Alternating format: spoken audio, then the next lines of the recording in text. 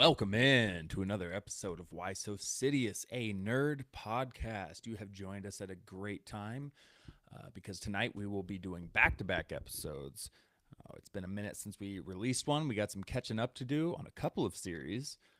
So we're going to get some stuff done. It's going to be a productive night. So, we're happy to have you here with us and stay tuned. Once we wrap up this episode, we're rolling right into another one. So don't you go anywhere. As soon as you hear us doing the sign off, you plant your butt right back in that seat and you keep listening because we're going to power through.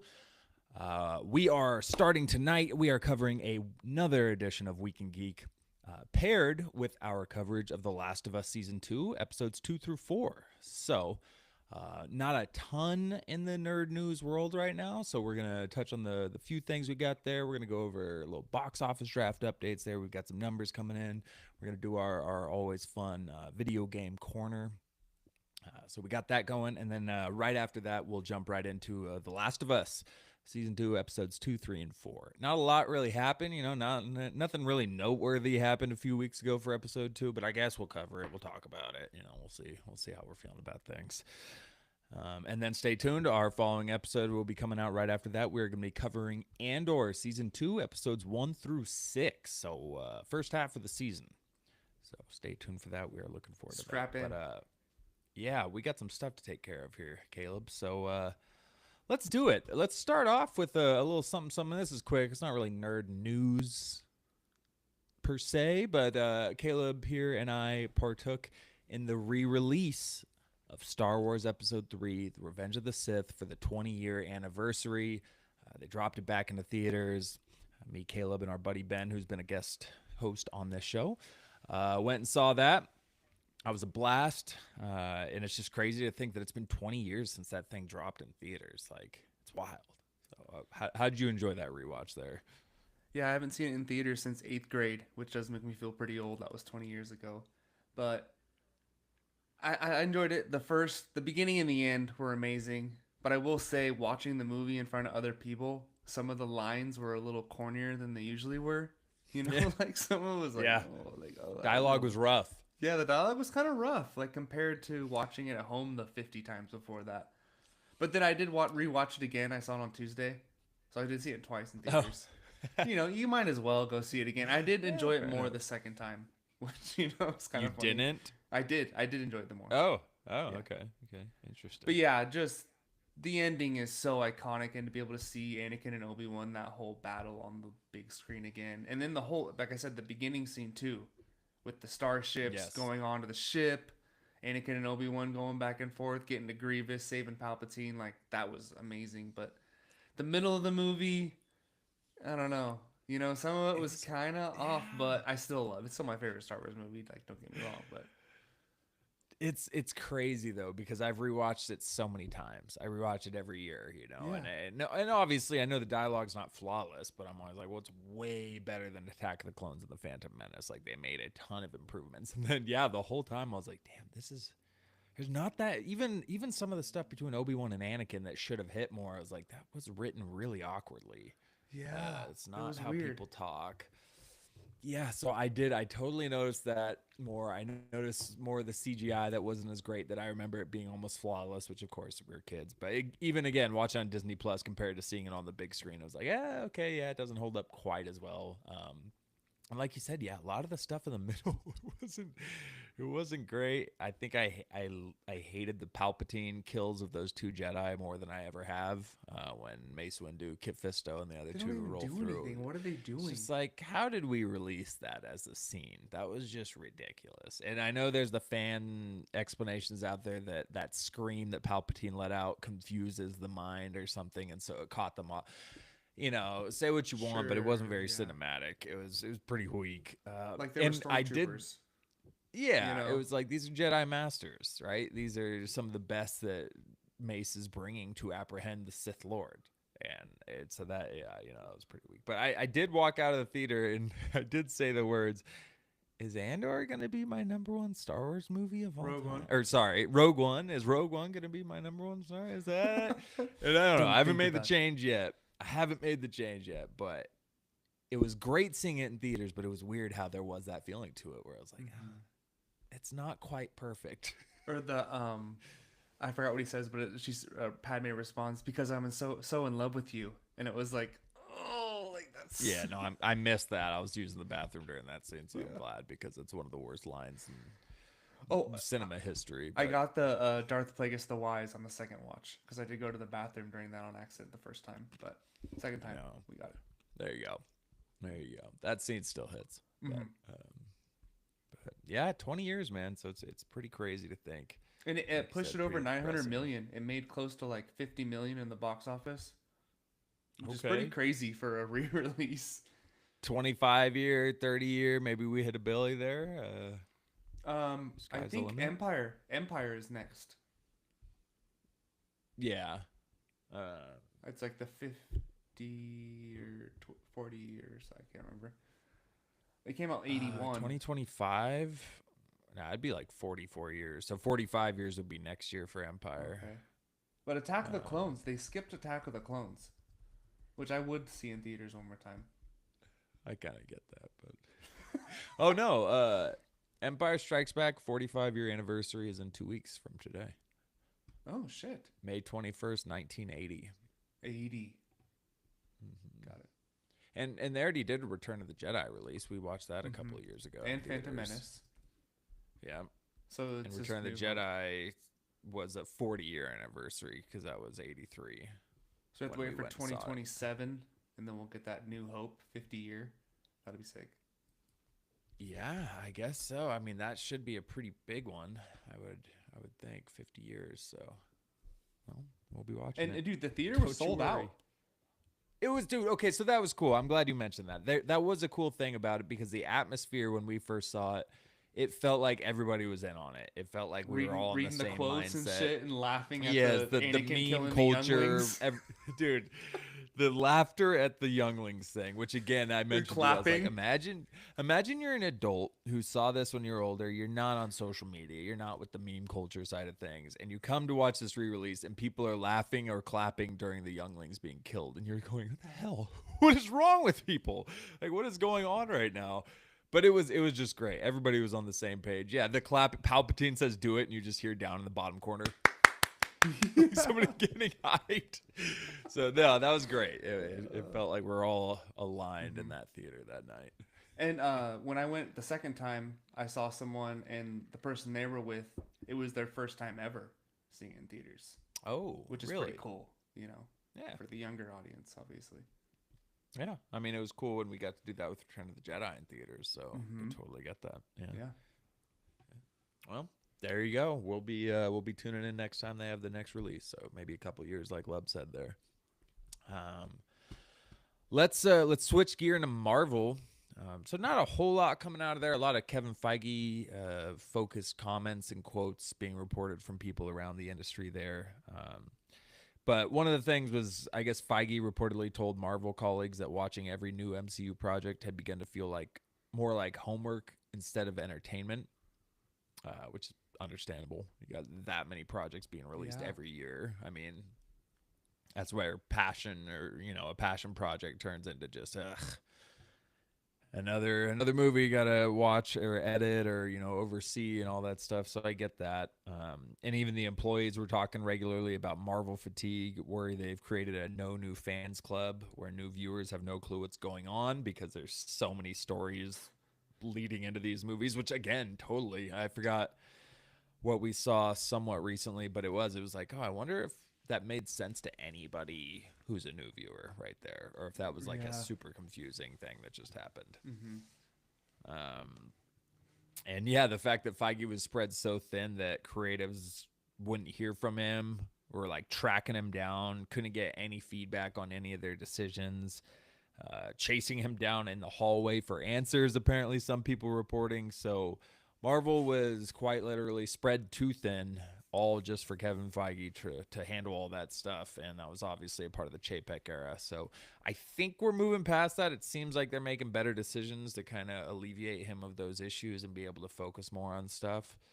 Um, I think Thunderbolts, which we'll get into later, was a nice indicator. I think Captain America: Brave New World wasn't bad, and I think Thunderbolts was good. I think it was a back Yeah. to back we needed there for the Mm-hmm. MCU since the Chapek era has died. So I've got more hope in it, and hopefully they learn from their mistakes and everything coming out of these reports. But I mean, do you take this as positive kind of news? Yeah, Or after the I guess last two movies, for sure. If the last two movies yeah, weren't good, it'd be like, yeah, but they definitely have scaled back where it's, there's two movies a year and maybe one or two TV shows, like or one side right, project, one big TV show. But I right. feel like they got too cocky after Infinity Endgame. They're like, we're on top. We can do anything we want. I know it was Chapek taking over, but I feel like Feige was still like, yeah, we can do it. Like, we can do anything. So, and then they're like, all right, maybe we can't. Phase 5 was a little rocky. It ended well. So let's, scale back and get back to the main story. And he's talking about how he Right. has, like, he still has the X Men plan coming out, too, where they say he has, like, a 10-year X Men plan ready for Good post Secret lord. Wars. So, we'll see how that goes. But that would be a fun, kind of simple X Men reset. That's pretty wild. Um, it's just crazy to think, and it's crazy to think that yeah, they might be able to continue this because there were moments there where it was like, yeah, it might be, it might have ran its course here. We might be done as far as the MCU at its peak, and he's got a new life coming here. So we'll see what he does with X Men. But yeah, it's funny to look back on the stuff they were dealing with during all those times where the projects were below average and just not good disappointments. Um, let's hop over to video game corner. So before we talk about our personal things, Lub, I'm gonna let you kind of open up here. I also have to turn something on real quick. But we had a new trailer drop today. Was that today? Yeah. May 6th? Yeah, okay. So today, GTA 6 dropped a new trailer, kind of showing more of the storyline and the characters you're working with and the backstory there. So, Lub, what did you think of this trailer drop here? Yeah, it was awesome. There's definitely a Bonnie and Clyde character going on between the two. You see that she gets out of jail, and he's like doing some kind of side mission, little robberies here and there. And then when she gets out, it seems like some organization is hunting you down. Like it says they know your address, they know where you live, and I'm guessing that's the mission where there's maybe some like crooked cops or some other agency that's tracking you down as you're committing these crimes right as your girlfriend got out of jail. So I mean, if the graphics are 75% as good as the trailer was, it's gonna Dude. be insane. I thought it was like I pressed play on the trailer for a minute there, and then I was like, oh, it's an ad for a movie or something because somebody started yelling and stuff. Like I thought it was people. Thought it was. I did not think that was like, oh, this is the video game. Those are the graphics, and obviously, again, gameplay and cinematic trailers are different. But man, it looks incredible. And to just playing, I mean, Rockstar does solid with this, man. Let's be honest. Red Dead Redemption 2 came out 7 years ago, and it looks great. It still looks great. Like Yeah, I seven mean, year old game. you're playing on your Xbox One too. On the Yeah, PS5, it looks just like a brand new game. You know? I was gonna say yeah, exactly. I'm on an old gen console here, and it looks really good. It's crazy. So they do good with the graphics there. They obviously put time into these projects. Yeah, you hear the rumored budget is $2 billion for this game. Okay, what was GTA 5? Maybe 100 million. 265 million. $5 fine. Wow. So they're 10 times. I heard the game's gonna be $100, but I'll pay $100 for that. I mean, look, that's where we are. Switch games are $80 digital, $90 hard copy already. It's just, and I think Xbox already started raising their prices to 80 Mm-hmm. right after that. So it's just, unfortunately, it's where we are. It's wild. Just $100 for a game, but And they slightly delayed it. It was supposed to come out this year, but it is confirmed for May 6th, so a year from now. oh really? Mm-hmm. Okay. It was supposed to be like a Christmas time thing, but they pushed it back.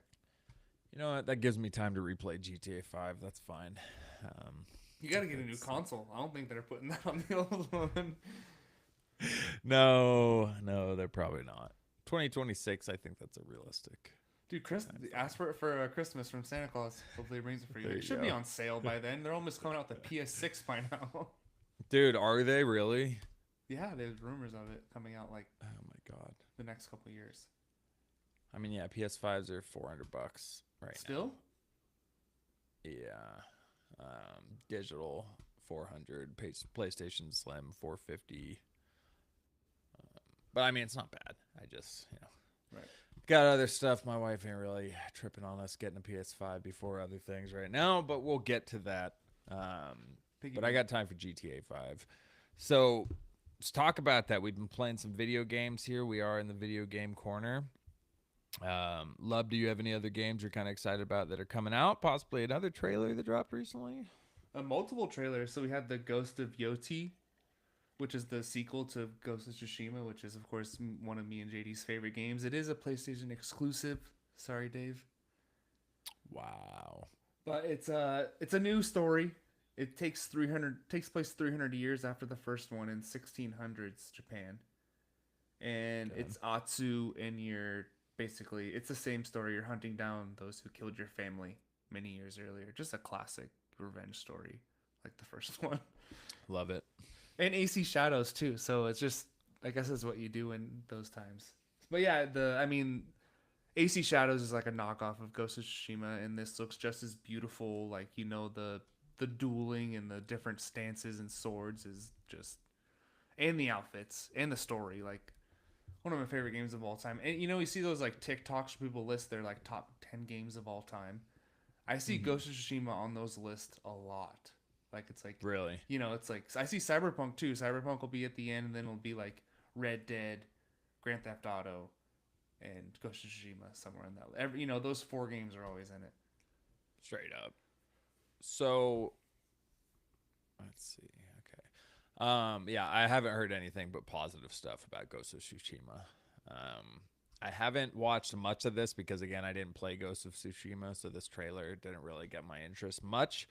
But I Right. know it's going to be a game I want to play because again, yeah, I've only heard amazing things about it. It looks beautiful. I've seen the snaps you've sent and the gameplay looks incredible. It looks so smooth and fluid. Well, I've watched you at your place a couple Yeah, times yeah. play and it looks incredible. Um, so that's dope. That's dope. They're continuing it and it's turning into kind of a franchise here, and hopefully they build on the quality of it more and more. Yeah, and then we had Dune Awakening, and we've been talking about this That's game before. right. There was a new like build, like the building part trailer and a story mode trailer. So the story Okay. kind of basically said where you're beginning as a prisoner sent to Arrakis to uncover the mystery of the Fremen's disappearance. Following in the footsteps of the mysterious desert tribe, you will learn the true meaning of desert power as you rise from a nameless survivor to become an agent of the Atreides or the Harkonnen. So you can pick which allegiance you want to go with. And then it showed the whole like it looks very intricate where like if you leave your speeder or your bike outside during a storm, it'll just disintegrate. So you have to like build a garage and park it in the garage so it stays safe and like so I'm just wondering how much of a grind it is to build your whole hideout place or if you can just kind of like Right. do it off the bat because it looks like it's huge. Like you can go all out with it and like the designs and all the inside. So it's one of those. But the story also looks cool where you're involved with the whole, greater, seven families and all that stuff. Right.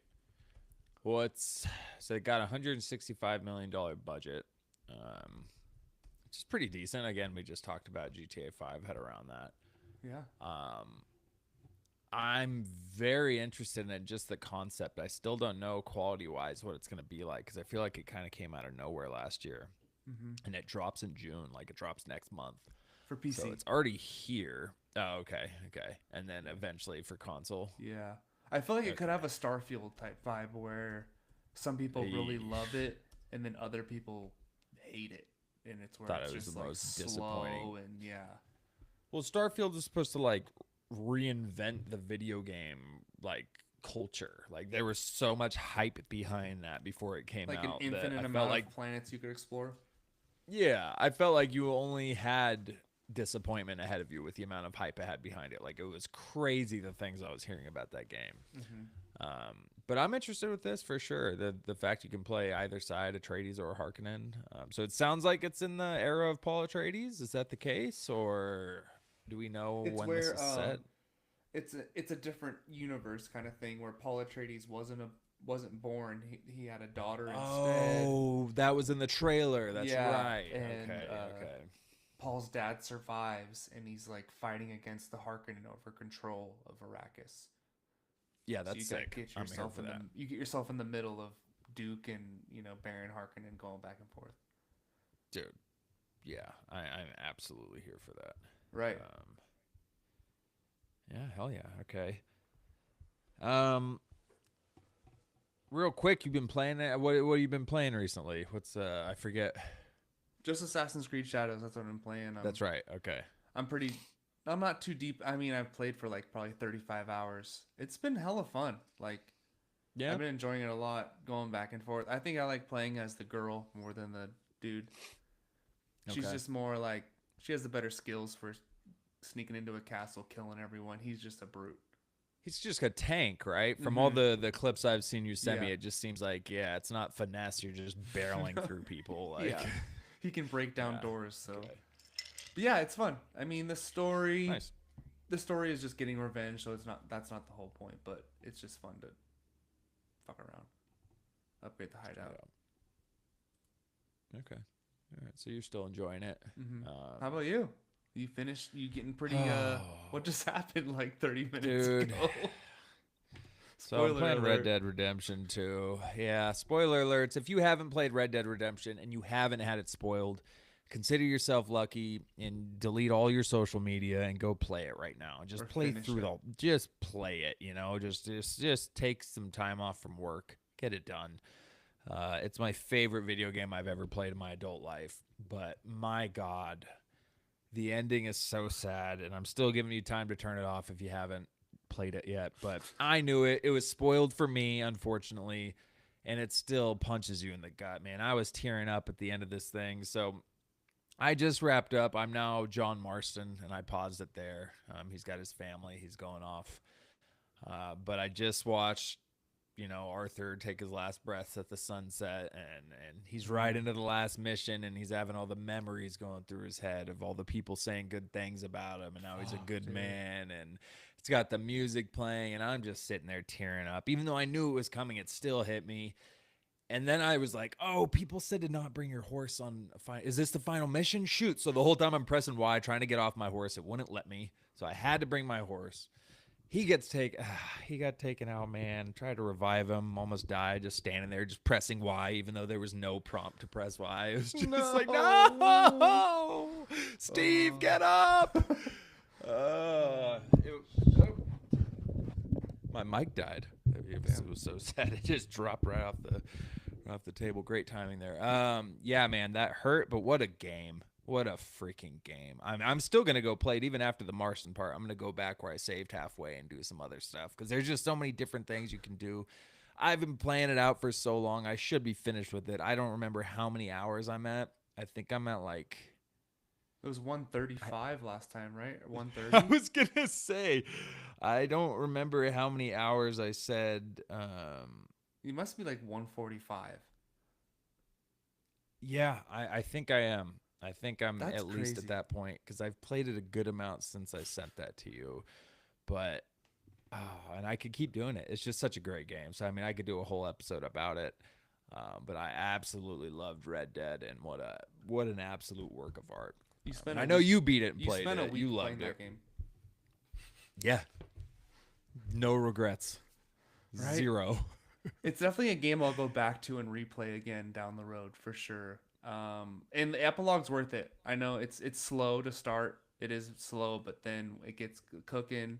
You can explore Okay. again. You can go around and kind of cosplay as Arthur for a bit, and then Okay. yeah. But the ending is very worth it. All right. Well, yeah, and I've seen clips again on social media. I started seeing clips of Marston, so I knew I was going to play it at some point. I was like, "Damn it!" So I started quick swiping anytime a Red Dead thing popped up. But yeah, I'm down to play as John a little bit, and it serves as a prequel to Red Dead 1 or Mm-hmm. Red Dead Redemption 1. There's also Red Dead Revolver, which is the OG game. Which is But fun, yeah, but yeah, I it's kind of want to definitely. play Red Dead Redemption, I know but I it. heard it doesn't hold up quite as much. Yeah, it's not as good as the second one, obviously. I mean, it came out in 2010, so 25 Oh yeah, years ago. yeah, But I mean, I played Fallout New Vegas that came out same yeah. year, 2010, and I just finished playing that for hours. So, No, it's fun. It's not a bad game at all. It's just yeah, old, you know. right. It's tough to play it right after two, Hmm. and then drop off that. But well, yeah, It's that's funny our you say that yeah. though, because when I was playing Red Dead on TikTok Live, it was everyone playing Red Dead Redemption. Now, it's everyone playing Last of Us Part Two. There's a couple Oh times where it yeah. popped up, and I'm like, someone like it's like something later in the season. Obviously, that hasn't happened yet. I'm like, dude, get the hell out of here! Like, what are you guys Yep. doing? Yep. And the algorithm absolutely does that on YouTube Shorts too. I already watched another clip that involves Ellie or that involves Abby and other stuff that's happening, and I'm like, oh, okay. I guess I can expect to see that person get attacked. Yeah, right. Listen, okay, all right. Yeah, the algorithm just plays right into spoiling everything for you, Mm-hmm. which we'll get into that actually later in this episode. Algorithm and spoiling massive events. But before we do, real quick, we're going to give you a box office draft update here. Hey. We are almost halfway into the year here. We've got some movies out there, so we're gonna get you the most recent numbers. So Captain America: Brave New World, which is mine, is at 414 million. Not quite hitting its projection, but I'm okay. I didn't want it to be Your less than next movie 400. made up for it. Yeah, so Cap's not doing amazing, but Minecraft right now, the last we checked, is sitting at 873 million. Obviously Crazy. doing incredibly Chicken well jockey. because it's only been the chicken jockey or lava chicken. It's only been out for like 2 weeks. No, No, like has a it been month. out a little? A Yeah, month. okay, it's been a month now. Okay, but 875 now worldwide. Yeah, so Damn. pretty solid there. Snow White killing it with 200 million. Yeah, that was a bad pick. Um, it has had a rough go at it, and I think I'm gonna win the whole. It's not gonna make its budget back. We will see what happens there. And I think it's on Disney Plus in like 2 weeks too. So Oh, it's cooked. they called It's it. cooked. They called Okay, it. so they're not making the budget back. Called that one Snow White. There you go. 202 million right now. Sinners. Who has Sinners? Because JD. Snow White was yours. Okay, JD has Sinners, and Sinners has got 236 million, I think which those its are all budget our was. fifth round picks. Yeah, well, I know. I That might be his know last pick. Minecraft was mine. Yeah, Sinners might have been the last, but dude, it's $60 million budget. It's at 240 million now, and I've heard nothing but good things. I really want to see it. Uh huh. I've heard it's great. It's the rare time there was three movies at once in theaters that I wanted to see. I wanted to see The Accountant 2. I wanted to see Sinners and Thunderbolts there. Yeah. I saw Thunderbolts, but that was JD's last pick. That was Okay. the sixth round there. That's, So pretty solid little come up for him. And then below that we have Thunderbolts opening weekend. It has 162 million. yeah. Wow. That's a I solid hate my opening, box and that's office team. yours. I hate my team. I'm losing. But that's solid for an opening weekend for you there. I mean, that beat out Captain America's opening, I think. By a little. The cap was like 140, 150. I think. Was it? Okay. But And then it just did 165 is nothing pretty after solid. that. So hopefully Thunderbolts stays strong. Well, I think it's gotten good reviews already. You'll find out what we think about it as a pod coming up here pretty soon, but it's gotten a lot of positive reviews. And What a then Lilo cheese. and yeah, I'm not What a going to good tell you cheese. what we Yeah. think about it. Does it suck? I don't know. Could be Quantumania, Endgame. I don't know. What level is it on? Find out next. um, Lilo and Stitch live action dropping on May 23rd. That's out in a couple weeks. And then Mission Impossible: The Final Reckoning Is that yours? comes out the same day. That is mine. A little So that'll be my head-to-head, you and third JD. movie. JD's got Lilo, right? Yeah, same day. Slightly different audiences, but we'll see who takes what. Yeah. 2 weeks, 2.5 weeks. I'll tell you which one I want to see more. It's Mission Impossible, but Same. you do you. I'm not judging. And that's it there. So that's our box office recap. We have covered all the news. We are going to get into the second portion of this episode, which is our coverage of The Last of Us episodes 2, 3, and 4. We covered the series premiere. It was all right. It wasn't bad. It wasn't any season one type of premiere, but what is. But it was pretty good. So I think we enjoyed it for the most part. Go ahead and check out our episode there. It's on our Spotify, Apple Podcasts, all that good stuff, and YouTube as well. So check that out. But we're going to get into episodes 2 through 4. So we'll briefly go through each episode here. For 3 episodes, there's not a whole ton to dive into. But a couple important things happen in episode 2. So let's talk episode. Let's just hone in on episode 2 here, and we'll go from there. We'll see how we're doing by the end of this, and we'll go from there. So, do a little recap for you if you forgot what happened that episode. We see Abby tracking down Joel and Ellie's safe haven and realizing how big of a group they are with. So instead, they stand and keep watch, waiting to stumble upon Joel. Just as Abby's crew gets ready to tell her that they're giving up and heading home, and as Abby herself was literally packing up to leave, out comes Ellie on horseback, and we get Abby tracking them down as they leave their fortress. We follow Ellie and Jesse as they go through Eugene's old 7-Eleven weed den, and Joel and Dina run into Abby as she's fleeing from the dead, saving her in the process. Really, really glad they saved her there. So Abby proceeds to take Joel and Dina back to her crew as the town falls under attack to a massive horde of undead. We see a montage in the snow of them holding down the fort via Winterfell, Game of Thrones Season 8, anybody? As Abby and her crew take care of Joel. The episode ends with the town being saved, but not Joel, as Abby pins him to the ground through the throat with a broken golf club shaft. As Ellie's pinned down and watches. So, that was episode 2. Woo! Joel's dead. Spoiler alert. Guess I didn't give that one yet. If you haven't watched it and you went through the entire summary The without whole recap. stopping, You had that one coming. But just let it be known, it is on record that you are now alerted of the spoilers. Joel's dead. He's not alive anymore. it's in the title. This isn't live television, all right? Yeah, he's cooked, man. He got pinned straight to the floorboards after taking a few healthy whacks with a golf club and a real healthy shotgun blast to the kneecap. Boy, oh boy. So Pedro Pascal, the main character, this is very odd. This is not something we see in shows a lot, where the main character just dies in episode 2 of this season. Obviously, Ned was one of the major ones, Ned Stark in Game of Thrones, but that was episode 9 of season 1. It was still so season crazy 1, because it was That's- season 1. Yeah, right.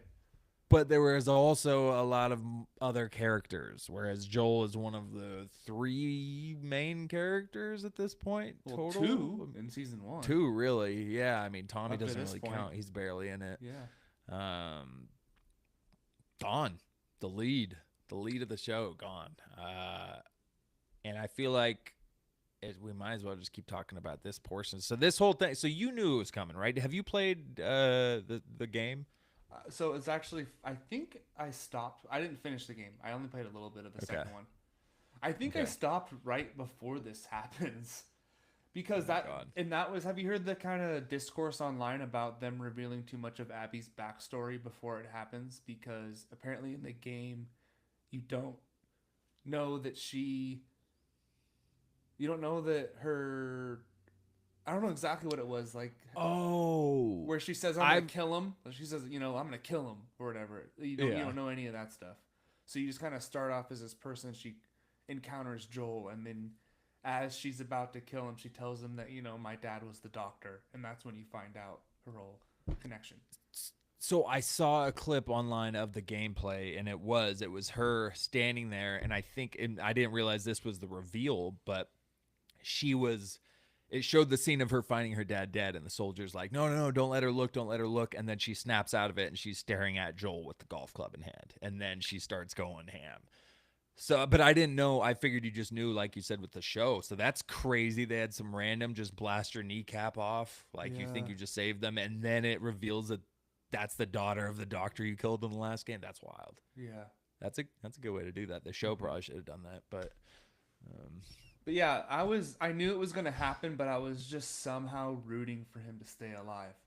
You know, like kind yeah, of like Anakin turning to the dark side in Revenge of the Sith, where it's like right. I know this is about to happen, but like, can we please? And I didn't know Ellie was there. I didn't get to this point, so I knew he died. I knew it was gruesome. It wasn't quick, but I didn't know Ellie was there watching the whole time, which added a whole nother Okay. element to it. Yeah, that was tough because Dina was knocked out, so she Mm-hmm. didn't even see this. They knocked her out with whatever Dexter type of syringe there. But Right. my God, yeah. So he saved.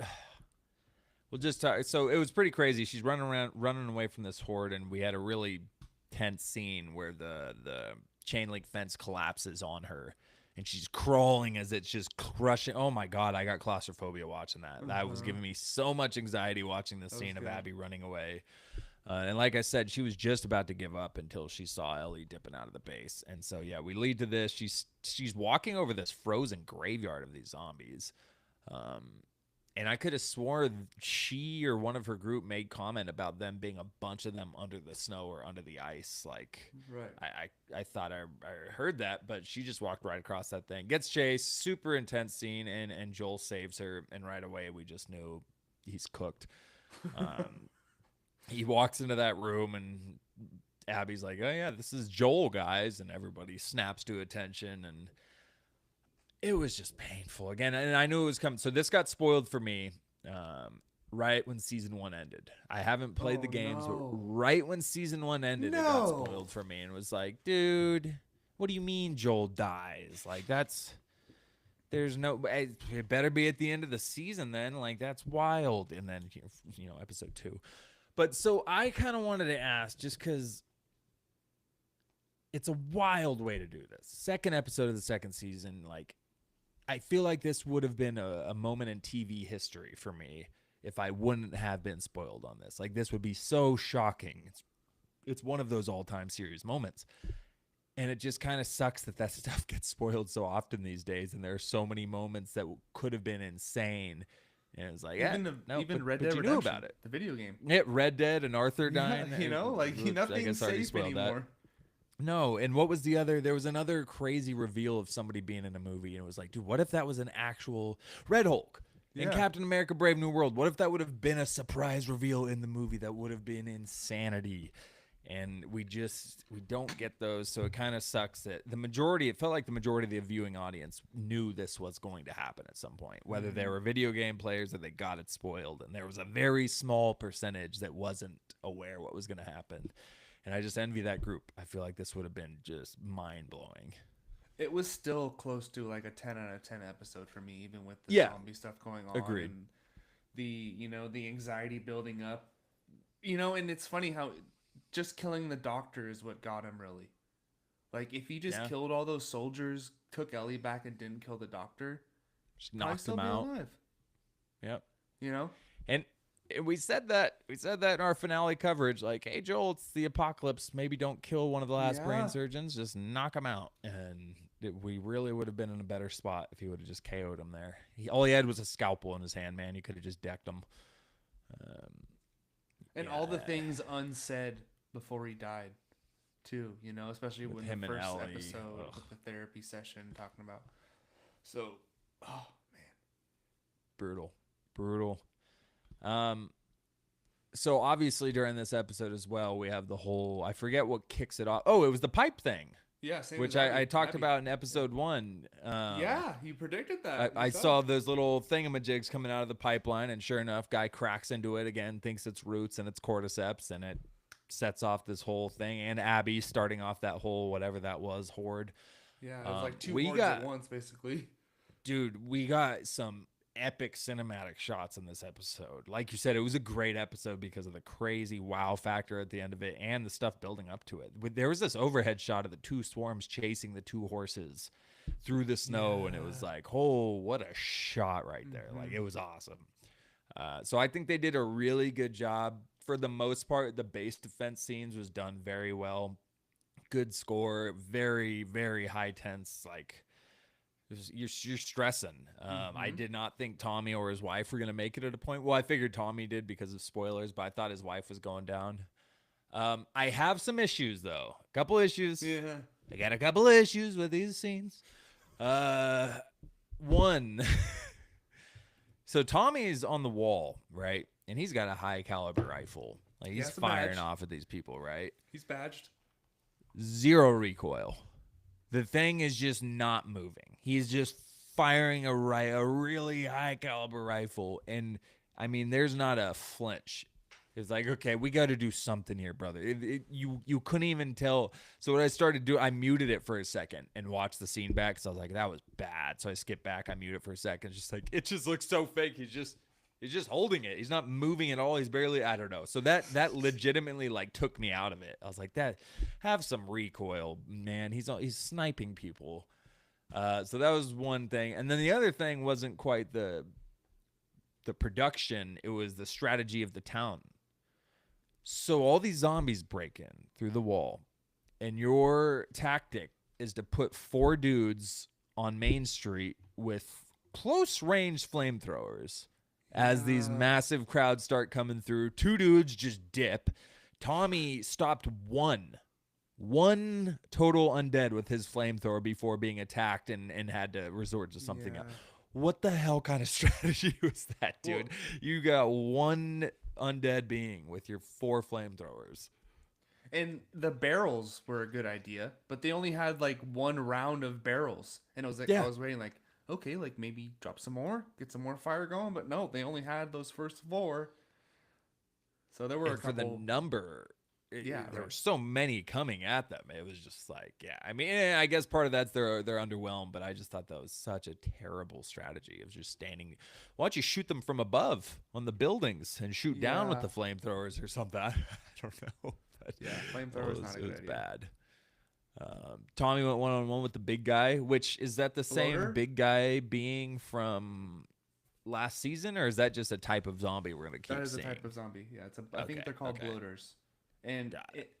I'm pretty Massive. sure fire is what they're susceptible to, which is kind of cool because that's what he got him with. But yeah, but it. Oh, that's right. Oh, it did end up taking him down because I had a note saying, "Well, he's too thick of fungi for the flames to penetrate," and It but took I a forgot. long, Then yeah. it slowly burned through him, and then he collapsed right in front of Tommy right before getting to him. Yeah, That dude, was an I intense little hate fight those scene. things in the game. You need to Oh, like sure. you need to have like six Molotovs and a shotgun or something. You know, you need to fucking Yeah, it sucks. not fun. And that Eh, it's one of those yeah. games where you only have like 10 bullets in one med pack and one fucking Molotov. Like Good there's no luck. stores. Dude, we can't move forward without shouting out that Lord of the Rings esque scene where they release the dogs and you just have a line of dogs charging with the score rising as the dogs charge into the fight, into the streets. I didn't like And that.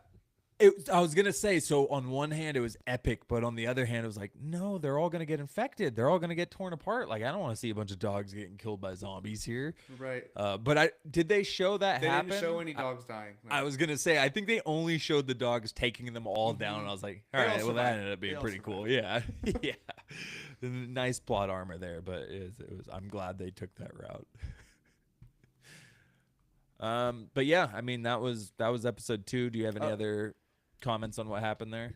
yeah, because we don't see Abby in the next 2 episodes, right? No, no. Um, so I do think I don't know. This is no spoilers because I'm not familiar with anything, but I do think that Abby is going to become more of a villain, even though she already is to us for killing Joel. But she feels justified for doing it at the same time. But you could even tell with her companions where they were like, "Damn, like you're kind of going too far here. Like you're Yeah, taking it too far. Like yeah, he killed your dad, but you don't have to like torture him before you kill him." So I think throughout the season, when we do see her again, she might become more like brutal and like doing things where it's like, okay, like we really need to see Ellie fucking take her out now. So I do want to see that. yeah. She's definitely pushing the envelope, like threatening to kill Dina too. Where they were like, hold on, like she didn't do anything. Like why are Right. you gonna kill her? Yeah, she is pushing the envelope there, so I'm curious to see if her people are going to turn on her eventually or what. But you could tell that was kind of in the cards there. The town survives. Tommy and his wife survived. I think we have rumors that Pedro Pascal is still going to be in some episodes moving forward. So I don't know if they're flashbacks. It He's was obviously interesting not alive still. not seeing him in the credits for the next episode because you know me Yeah, first name, you know. it's weird. It's very weird. But yeah, man. Overall, I mean, it was a crazy episode. Not something you often see. The second episode of a season. Attack was done pretty well. Death of Joel was crazy. If it wasn't spoiled, it would have been even crazier. So all around, this was a great episode. Definitely the best of the season out of the first 4 we've seen so far for me. But yeah, all around pretty solid second episode. Yeah. Imagine if it was the premiere. That would have been crazy. That would have been wild. That would have been wild. But they had to set up the strife between Ellie and Joel first before they could do that. True. But that was wild. Episode 3. So this one was probably my least favorite of the season. Not a lot going on. I mean, there was still some good stuff. Just personally for me, didn't really grab me. Quick recap on it. Ellie grieves Joel and goes through recovery as she prepares to get back into shape so she can dish out some revenge and get the townspeople on her side. Tommy is on her side, but advises patience and composure to get the town support on this. The town has a town hall meeting to decide on the revenge, as we hear reasons from both sides before Ellie gives her moving speech, which it was. It was a very good speech, but not good enough, as the town votes no in a landslide. Ellie and Dina proceed to take off on their own to Seattle, and we catch a glimpse of the WLF and these people with scars that I'm not sure what their name is. They said the Syndicate? No. This Scar or something. Well, they're the scar people, or they have scars, but I thought they had. Well, the WLF calls them scars, but they Seraphites. Yeah. Seraphites, yeah. So I don't know who this woman is that they're worshiping, but apparently they call themselves the Seraphites. So that's who the people who got massacred were? Like the kid and at the the end of episode 3. Yeah. The kid and the dad and the daughter. They found the bodies. Yeah, because we saw a random scene in the middle of the episode. 10th century serfs walking around out in the forest wearing cloths and stuff. It was like, what show are we watching right now? Where the hell do these people come from? This? That was so odd. And the girl's like, "Can I have a hammer?" They're just walking around with hammers. Yeah, you feel better now, daughter? Here, hold a hammer. Here's a claw hammer. I don't know. It was so random, but I figured, it's a video game thing. I'm sure people who played the games are like, "Oh, these guys," but it felt out of place when they were first introduced in this episode. So yeah, main stuff coming out of here, the town hall meeting and Ellie trying to get back into fighting for him. She obviously got beat up. She wants to go after Abby. And to me, I at no point did I think the town was going to vote yes on this revenge mission. Did you have any hope that this was going to be a yes? No. I mean, it makes sense. They literally just went through a giant zombie battle. There's no way they're gonna send 16 of their best. That's way too many. Maybe 5. Exactly. Who decided that it had to be 16? Okay, so if 16's voted down, can we re-vote on 8? Can we try to get something? Obviously, I understand 16 people is a lot of your best people to send out after you're recovering, but let's try half that. Let's, maybe 6 or 7. That was weird that they just absolutely, it was 16 or nothing. And the old guy in the cane. Yeah. He's a little crazy, but I like his style. He's like, what are you going to do? You're going to let him come back and do it again? We got to show him.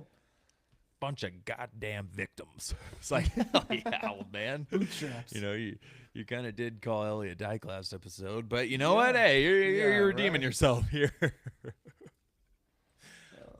Ellie's speech was solid. It was good. It was emotional, even though yes, because you could tell it was a little BS, even though some of it was truthful and from a place of truth. You could tell she was holding back a lot of anger.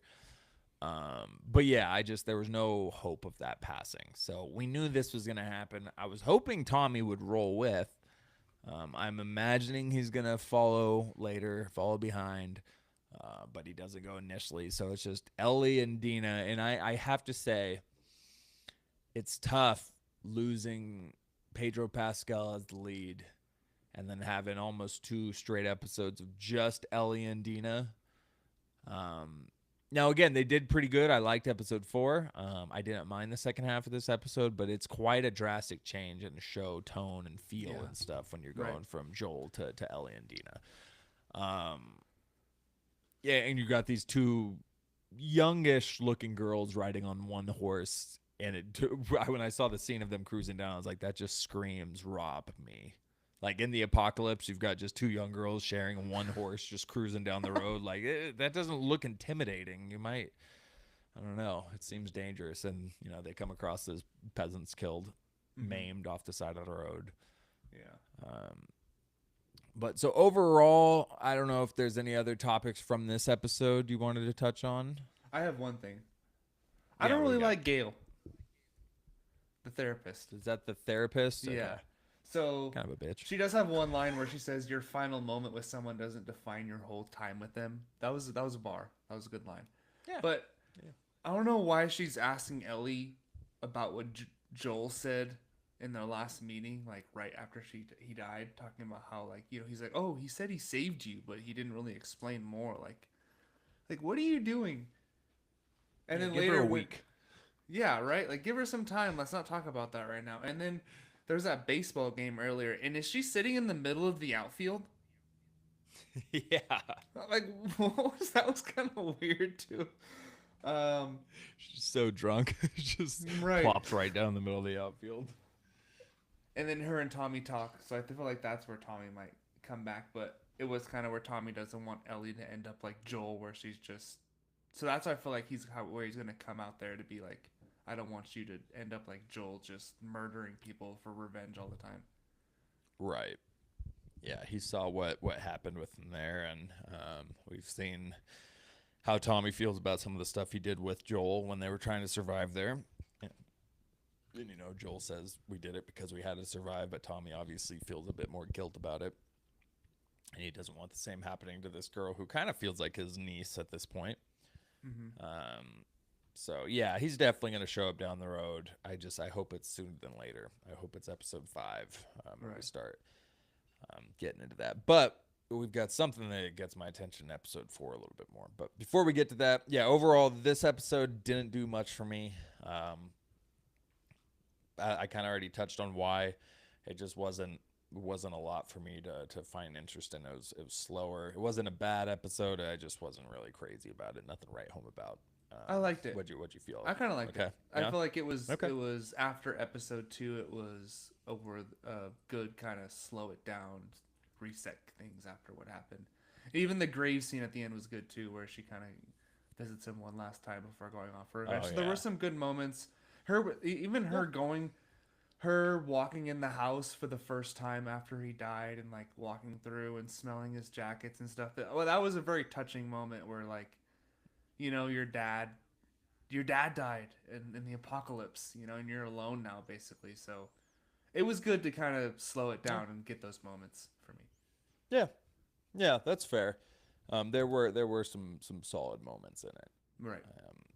It's just as a whole, and I coming off of Andor, which we're gonna get to too, which I felt like has been slow too, and then I switched to Last of Us. So I was just kind of like, damn, man, Can we get need something to get me going here. But yeah, again, like I said, I didn't think it was a bad episode either. It just was slower. But coming off of a crazy episode 2, that's not to be unexpected.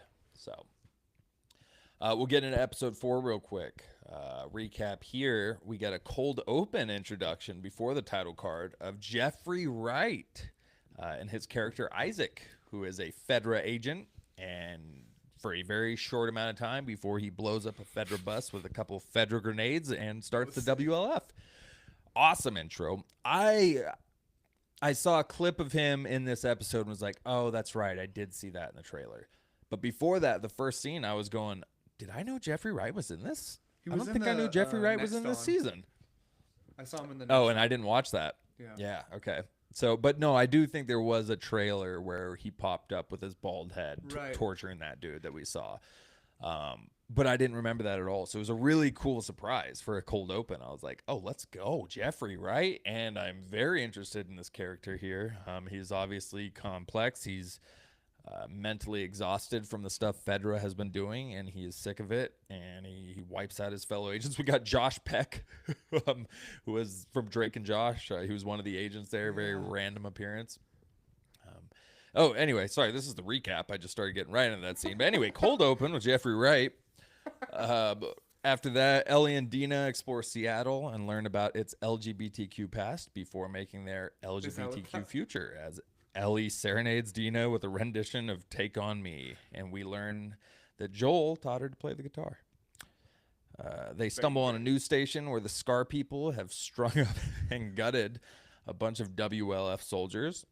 More WLF soldiers arrive on scene and discover Ellie and Dina. They escape through a tunnel only to be trapped by the soldiers and a massive group of undead. Ellie and Dina narrowly escape the scene before Ellie takes a bite for Dina. Dina finds out Ellie is immune, and Ellie finds out that she's going to be a dad because Dina's pregnant. The math is there somewhere, I'm sure of it. And then after that, Ellie asks Dina to stay behind after she learns of the pregnancy, but Dina refuses to leave her side. So, Risky. yeah, Ellie's a dad. Didn't see that coming. Joel's dead. Ellie's a dad. What's happening next week? We don't know. Find out. Very interesting though. So, So that scene, uh, it made me kind of made me laugh out loud just the way that she said, "Ellie, I'm pregnant," and then just like leaned in and kissed her, and it made it seem like she really was the dad. like it was hers. Yeah, like they were Yeah. like they've been trying for a while. They've been having some fertility issues. They've been going back and forth, and finally she's pregnant. Just the way that she reacted, and then she says, "I'm gonna be a dad." It was like, okay, like yeah, you could be a dad, but it's like they made it seem like it was like their kid together in a way, until they No, mentioned it Jesse. absolutely did. It absolutely, like the way she approached it, like realized she wasn't gonna die from the bite. She didn't turn, and then she came up and was like, "I'm pregnant." 100% like felt like they were saying it And she was just from said she Ellie. wasn't gay last episode, and that she was just with Jesse. So it was like they aren't like a Oh yeah, I forgot thing, about that. So it's Yeah, like now they're being like, oh, the three of us are gonna have a kid together. It's like, whoa, yeah. like the last episode, you guys like weren't really doing much, and now you're a throuple, I guess. So And did anybody tell Jesse yet? Jesse's cool. Hey, A, you're broken up with, and B, Dina's also having a baby, and C, Ellie has already claimed to be the father, so you're kind of out on that one.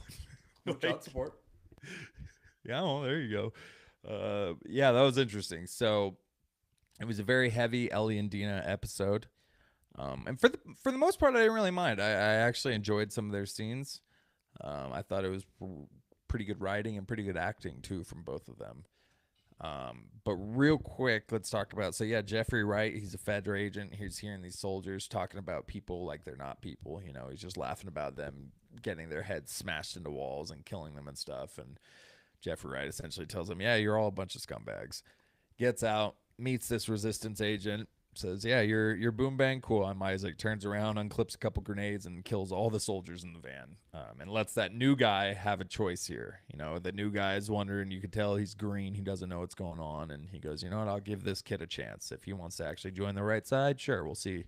If not, I'll kill him too." And I believe that he chose the right side, though I don't think we've seen him yet. But I'm Yeah, sure he'll no, resurface. no, Did he was we? there when Oh, I missed it. he's torturing that guy. He's that second guard that's standing outside the door when it finally That calls pans them over. animals. Yeah, so he's like he's Oh, I turned. didn't even notice that. Yeah, he's like fucking fully bought in now. 10 years later.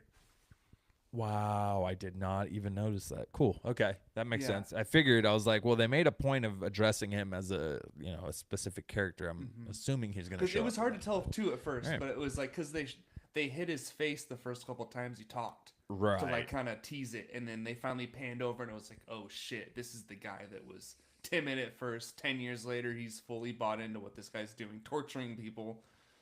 and Yeah. killing them. Like, Yeah. good. He Right. killed them. Which that was a pretty wild scene. So Jeffrey Mm-hmm. Wright's talking about how cast iron and copper heat up differently and hold temperatures differently, and how it applies to torture. Pretty intense scene, pretty gnarly. The dude, Yeah. the Scar guy, is just sitting there naked, penis flopping out, just looking real rough.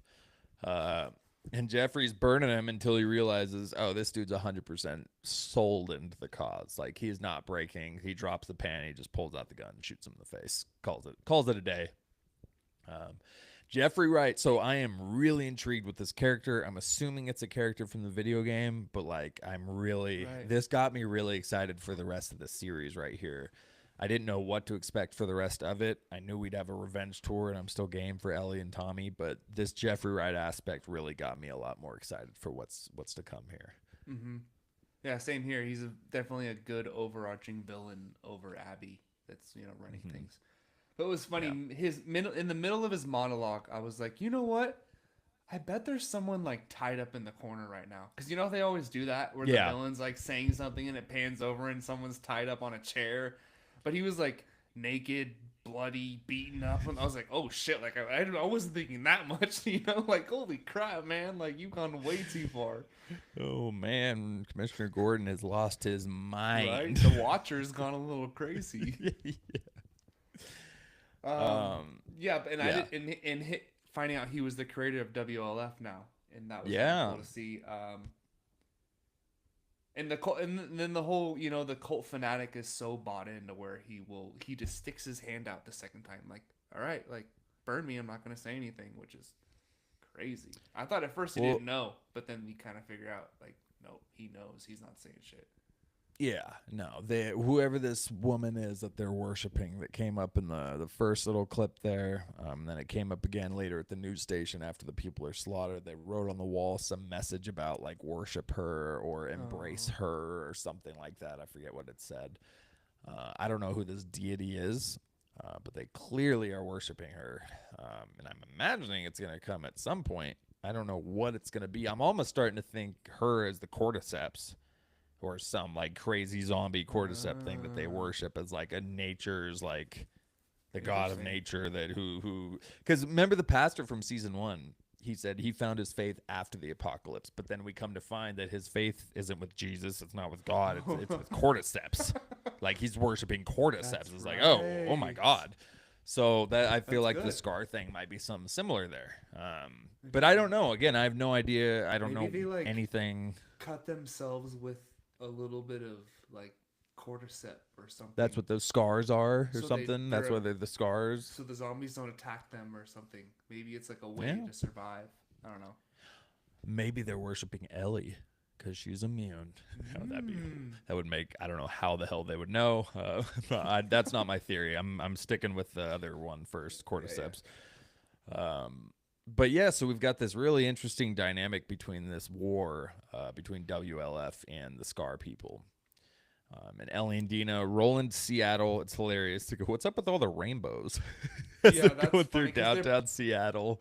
They're both born post-apocalypse, right? Right. Yeah, So they they don't have know no anything idea. about culture or anything Yeah. that was happening before. But to be fair, the apocalypse happened in like 2006 in this thing, didn't it?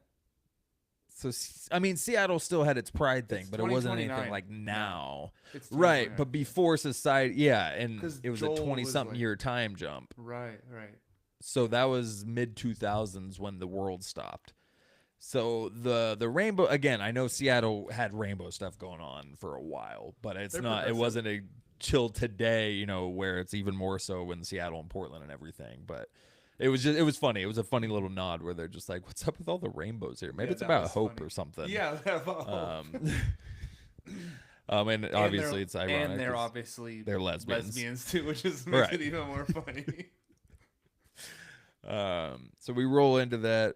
Ellie's in full makeup, which was interesting. So we switched from this Yeah. apocalypse and Ellie wanting revenge to this episode. Ellie's in full makeup, singing "Take on Me" gently while playing the acoustic guitar. It was a wild 180 turn for where her character was at last week.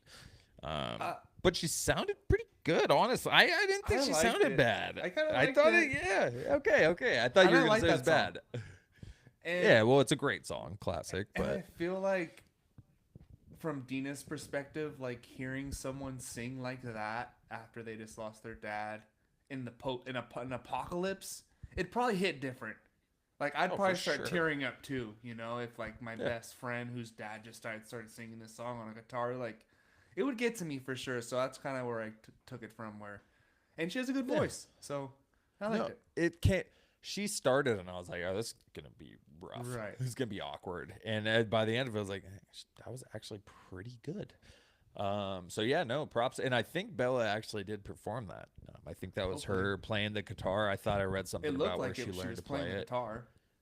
Yeah, and I guess that's straight from the game. I guess that's like an exact scene, like Really a cut scene from the game itself. cool. Yeah, like the angle, everything. I guess it was a big part of the game, so they wanted to bring it over. But yeah, no, it was a nice little spot. Yeah, because I think the guitar lessons are maybe a Pedro Pascal scene we get later. I feel like that's the what I was thinking of. That's it. You're so right because he offered. I guess it shows that in the game a little bit, but in the series, he offers and says, "Would you like me to teach you how to play that?" She says, "Yeah," but that's the only thing we ever see of Right. that until episode 1, where Joel's like, "When's the last time you played?" He Mm-hmm. asks Ellie in like small talk there. So yeah, we probably will get a flashback of their training thing there. Get another emotional scene between the Mm-hmm. two. Tearjerker. Um, Yeah. So right after that, they find a bunch of dead bodies hanging with their entrails cut out. It was that was pretty intense. We had a pretty quick switch up there at a news station. So the Scar people have torn up the WLF, um, and Ellie and Dina wrong place, wrong time because they called for help. WLF shows up, find Ellie and Dina there. They think they were a part of it, and it turns out into this chase. Very stressful. They crawl through this little hole in the wall that gets into the train station, which made me claustrophobic watching them crawl through this little thing and the broken rubble of concrete. Like, oh my gosh. And also, I wanted to say, so they get into the train station, they get cornered, the soldiers come in, the horde comes in, just crawl right back out the same hole, right? Because the zombies can't get through that little hole, and the soldiers came around to flank it. I feel like I would have just crawled right back through the hole, right back the way we came in. But, Anyways, anyways, so this I was horde comes thinking. in. I was Yeah, thinking before the horde came in, you should play the scared innocent girl, and then you could get like an insider into the WLF, and then infiltrate that way. I thought they might try that. Where, yeah, oh, we were just here. Oh, we were scared. You know, because that always the, works. But they seem kind of yeah. bloodthirsty. They were like out for revenge. They might have gotten shot when they started like anyone you see kill. It was like okay, don't stand up right now. It is a risk. You're It's right. like run, or do I take it into their hands, try to be innocent, and hope they don't shoot me in the face in a second. But they're clearly not the Scar people, so I feel like they could have had something there. But Mm-hmm. I get it. I get Right. just running. Yeah, that horde comes in. It was pretty Oh, cool. Dina's like counting the different clicks. She's like, okay, we yeah, got that was cool. 2, Closing okay, her eyes to 3, listen. 4, and then her eyes get wide while she's holding 5 up and starts to realize, oh, it's hundreds. It's a lot of them. And that was really intense. They're crawling through the train as they're breaking through the glass. Mm-hmm. That was a really good scene. I so stressful. I was so stressed during that portion. They use zombie hordes very well in this show. Like, you know, it's not overused so far. It's only been twice this season, like every other episode, but when they do it, you can really feel the intensity of being a human being trying to Right. survive that each time. And the Yeah. claustrophobia, even with Abby, with the Again. cage on top of her. And then they're climbing through this little train trying to get away from the little holes in the sides. So, yeah. That was awesome. Yeah, this show stresses me out, I'm realizing. A It's lot. good though. It's not a good one to like watch it. first I thing like in the morning. It's good to. Oh, first thing in the morning. Oh shit. So that was this morning. Oh, That was this episode. Was like, oh god. Just watching your back all day at work. Dude. So and yeah, they make it to the awful, turnstile metal railings that I feel like I'm worried about getting stuck in normal on ones that are used every day. And this is one that's rusted for 20 Your something worst years in the nightmare. apocalypse. Dude, yes, exactly. I feel like there's got to be people who share this fear of mine. Yeah, so they're in this little twirly thing trying to get through this metal revolving door. And I was gonna say, like, they're barely moving it, but a whole horde are gonna blast through that. But it kind of didn't make sense. They blasted through too Um, much, and it like crunched their bones together. and they're both pushing the same side at the same time. Right. You know. So it actually it made sense. It was like, okay, that I guess that would stop a rampaging horde trying to get through there. But right before they get there, Dina's kind of stuck, and Ellie puts her arm out and gets bit. Dude, that was a And real then, one move. That's a fucking like well, immune or not. absolutely, yeah, Just to right. stick your arm out and take a bite like that, like props for Ellie. Well, there's a I don't know if she's aware, but there's a good amount of veins right in that part of the wrist that Yeah, she yeah. could have died from that easily. She could Well, have she totally survived died from that. She's had two Um, bites to the same arm. She knows what she's doing, I guess. yeah, getting a lot of scar tissue. Um, but yeah, so she proceeds to find the exit and was like acting like nothing, like, okay, so I think we camp out here, like not Yeah. even thinking because she's so used to traveling with Joel, I think. So who knows? And she doesn't have to explain the immunity thing until Dina's she's like, pointing a gun at my face. yeah, Dina's like, hold on a Well, second here. What are we doing? well, and that had to suck for her. She's just in her head like, oh, I have to kill her. I'm gonna have to shoot her eventually. At some point, I have to shoot Ellie in the face now. Like this is brutal. Yeah. So that was I'm a good surprised scene. she It was didn't good know. acting. I was waiting for her to be like, oh wait, so that's why Joel killed all those people, or because I feel like Right, or something. they don't know anything about what happened in season one then, and what happened with Joel and her being immune and all that. They don't know anything. Nothing. Yeah, which is No, interesting. So Joel and nothing. him, they kept it all a secret. Yeah. So I just never even thought of her having to explain that, but it was Yeah, done well. me too. It She was should have gotten stressful. to it quicker though. She was like, "Hold on, wait a Yes. second. I love, or what? Shouldn't I love you?" Way But too yeah, way too long. much. Like, just say I'm immune, and then don't shoot Show me. the scar. Yeah, Right. show the first scar. I'm immune. This is why Joel even took me in the first place. This is why we went to the Fireflies. This is yada yada yada yada. But classical TV scenario. They had to drag it out and make it super tense. And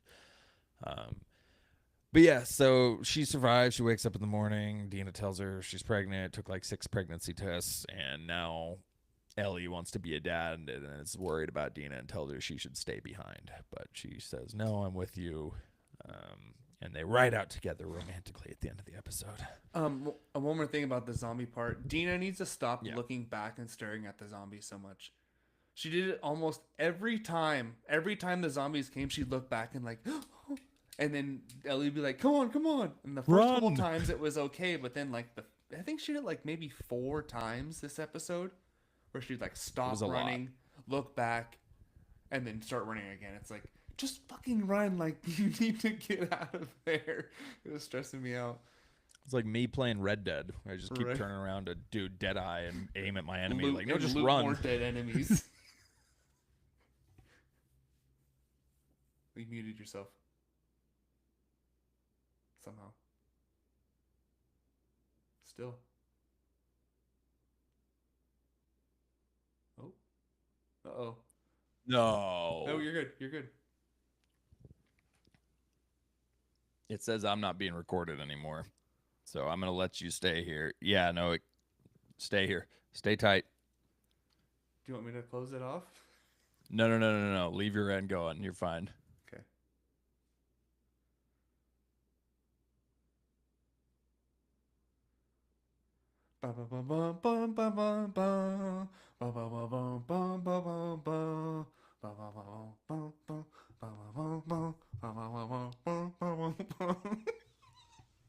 Bustin'. Filibusting it, and we are back. Unplug the mic there. I don't remember what I was saying. Dina. Being dumb. Dumb Dina. Oh, Red Dead. Yeah, where I just get multiple of my. I've lost a bunch of missions because I just start looting and my teammates got shot. It's like, he's been killed. I'm like, just Some missions like, hey, get over here, Arthur. What are you doing? oh, they We need yell to at me get the outta whole here." time. They Just hold on constantly a yell sec, at me. damn it. Got a gold pocket watch here. It's worth $5. But yeah, that was essentially episode 4. I thought it was second best episode, just below episode 2, but I thought it was a really good episode. I love the addition of Jeffrey Wright. I like this new feud between the WF and the Scar people.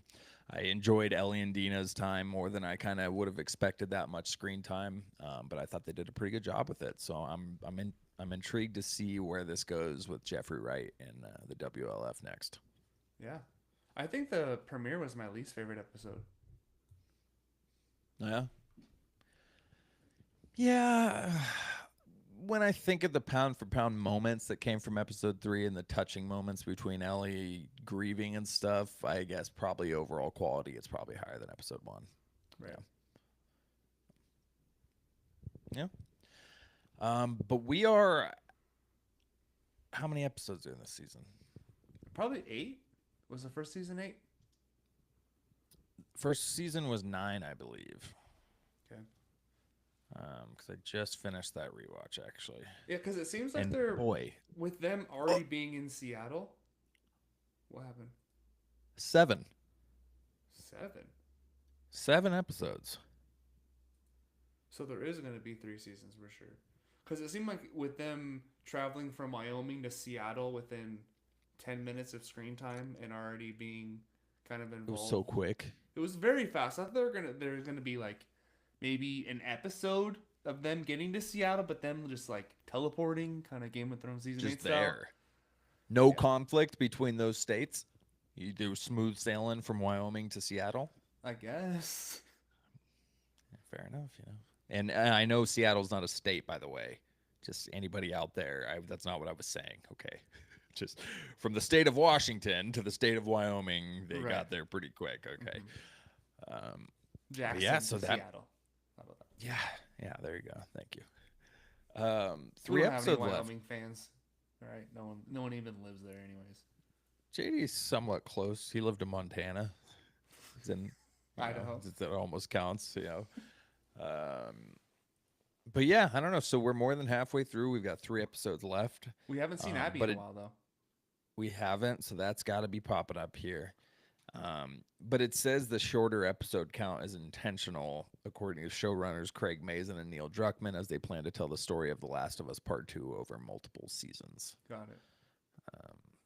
So Get that. I don't know how I feel about that. We'll see. You only got 3 episodes left, so I'm very curious to see how they land this season.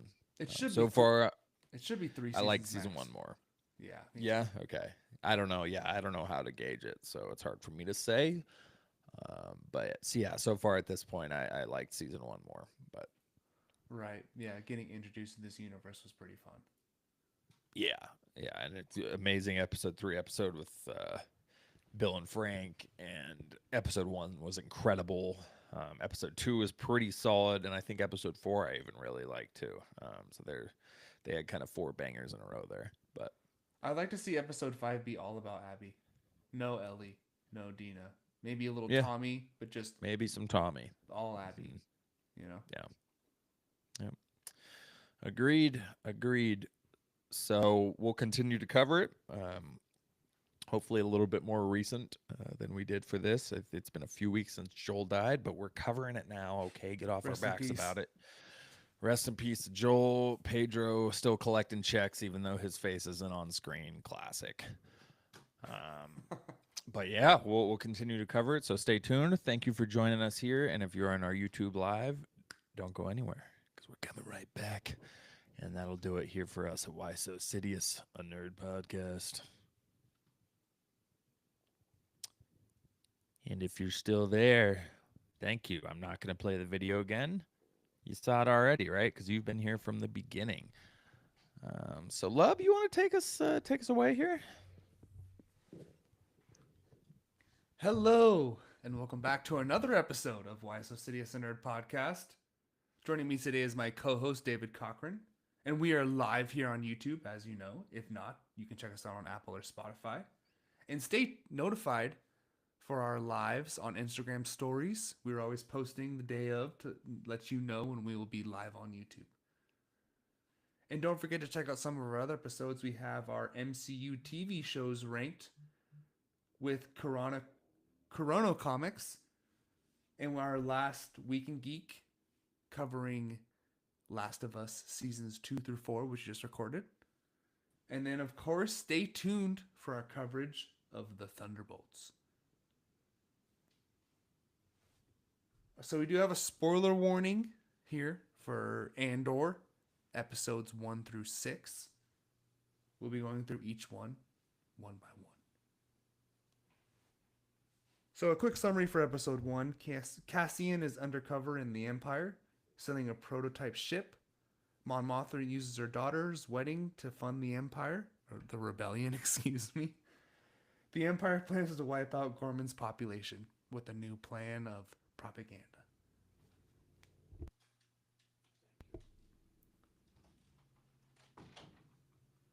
Wait for Dave to get back here. I'm filibustering enough here. Let's get into episode 1 of Andor. I was just going to say that. Andor's undercover. And he's on this, Empire base, and we do find out there's multiple of them, but they're not supposed to ask many questions about each other's jobs. They have their kind of, compartmentalization of the rebellion.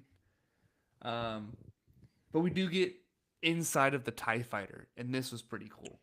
And it's the new TIE Interceptor. Shout out Thrawn, our boy. And it does have the state-of-the-art equipment inside, the tracking system, hyperspace equipment. And he's just annihilating the stormtroopers after crashing. Maybe they should have brought someone who knows how to fly one of these things. Might have been a good idea. And maybe the TIE fighter should also have like a key fob or like locked doors. I'm surprised you can just jump in any ship and just fly it away by now. Thrawn didn't think of that. But this opening scene was amazing. So what did you think of it? I gotta cut you off there. You didn't like it? No. The TIE Defender is what Thrawn did. So he didn't create the TIE Interceptor. The TIE Interceptor was what we saw there. But Thrawn's system, his whole program was the TIE Defender program. Defender, excuse me. Sorry. It's a newer version of a TIE fighter, though, right? It is. Yeah. No, it was. I don't know who made it, but I know I think Vader flew an Interceptor at one point in Return of the Jedi or something. Yeah. No, it was dope. That was awesome seeing that. That was super cool seeing all the bells and whistles of it. The VFX looked great when it was being piloted around, even though it was piloted very roughly. But no, I totally agree with you. I love that. I thought that was a really cool. I think that's my favorite part of this whole season so far. I think out of the 6 total episodes was that TIE Interceptor aspect. It was really fun. So Cassian crash lands on some rogue planet. When he lands, he learns how to fly it by then, and he lands pretty safely, not a crash land. But he's trying to find the pilot to move it out to. This is a 2-part mission, and obviously the pilot was already found. They don't really discuss what happened to him too much. I'm guessing they said they already took care of him, so I'm guessing they killed him. And they're talking whether to kill him or not. And they've been stranded on this planet as well. They're looking for a way off. They don't really talk too much about their backstory, but it is kind of funny how different parts of the Scatter Rebellion who don't know each other and like can't say anything, but are probably all fighting towards the same goal, end up fighting against each other. You know what I mean? Like Cassian and these people are both against the Empire, but they can't get on the same terms. Well, and that group was a bunch of morons too. Yeah. I don't know who was leading them. They're a bunch of numbskulls, just a bunch of donkeys. It was kind of weird. So Cassian had trouble flying this, was crashing it. He did end up being able to land it, but he was still having trouble like getting it back up and powering it back up and flying. And then all of a sudden, by the end of this, he like made all these crazy maneuvers, blew up some people. Like all of a sudden, it looked like he learned how to do it just like that. Which was a small gripe of mine, but that's right. Oh my gosh, I forgot. We are still covering. That's wild. So I pulled up my notes for episodes 4 through 6. Whoa, take it easy. Where's the TIE dude? Interceptor Take part? it I'm like, easy. that's right. We're doing all 6. Yeah, it was kind of weird though. He got the expertise of flying it pretty damn quick. He's smart. He's a smart guy. Quick learner. Yeah. That's fair. But yeah, I mean, maybe Luthen should send someone who knows, or at least I'm sure there's someone who's a defected TIE fighter pilot they could send out. That was probably the guy that Andor was supposed to give it to. He definitely knew Right. what he was doing. Andor just had to get it to him. Right. But I did like the hype speech he gave to that other undercover rebellion person, where he's like, don't feel like you're insignificant. Everything you're doing is making a difference, and kind of gave her like, you can do this. We're in this together. Yeah. And then let's move on to Krennic, Yeah. our boy. I know it was nice seeing him in episode one. And of course, any violation of secrecy will be brought straight to the Emperor. I do like all the Emperor mentions. It's kind of a tease, especially as we get Yeah. a Senate meeting later in the season, and we don't see the That was Emperor pretty in it. sick. It was like, damn, like come on, we're so close, but we're not. Obviously, Tony Gilroy said we're not going to get him. He's above that now. He doesn't go to the Senate meetings anymore. But yeah, it Right. was cool here in Emperor. I think we heard a Palpatine in there too, an Emperor Palpatine maybe. But yeah, Yeah. yeah, it's always fun. And they're going to spread some Imperial propaganda. We have some spider web clothing that is a big thing across the galaxy, the Gormans. And extracting the minerals could render the planet disabled, which would be not very good, like a total core collapse, everyone dies, classic Empire. And they're going to plant the ideas at the right time so you can weaponize the idea, which is just, exactly what they do to take over planets and take over the galaxy. And they're going to maybe one guy talks about staging a plague or a natural disaster. So it's Yeah. like they're going through all the possibilities. So I liked some aspects of this. I didn't like the aspect where they literally brought in like marketing guys who were wearing Mm-hmm. almost suit and ties, Yeah, pitching ideas to the galactic board. It felt out of universe for me when that was a going little on. It was bit. like Yeah, suit and tie guys are pitching these pitch ideas meeting. to Krennic or to the Imperial officers here, and it felt like something out of the boys almost.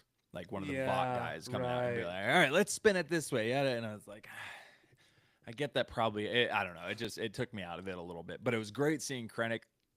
Very interesting about the whole Gorman thing. So we talked about our anticipation of this Andor season and about the Gorman massacre. And when we talked about that, I was under the impression that happened in this season. But Mm-hmm. then we get word in this episode where they're like, well, the Gorman massacre, it happened 16 years ago. And it was under the order of Grand Moff Tarkin, where he landed a ship on 500 protesters and crushed them.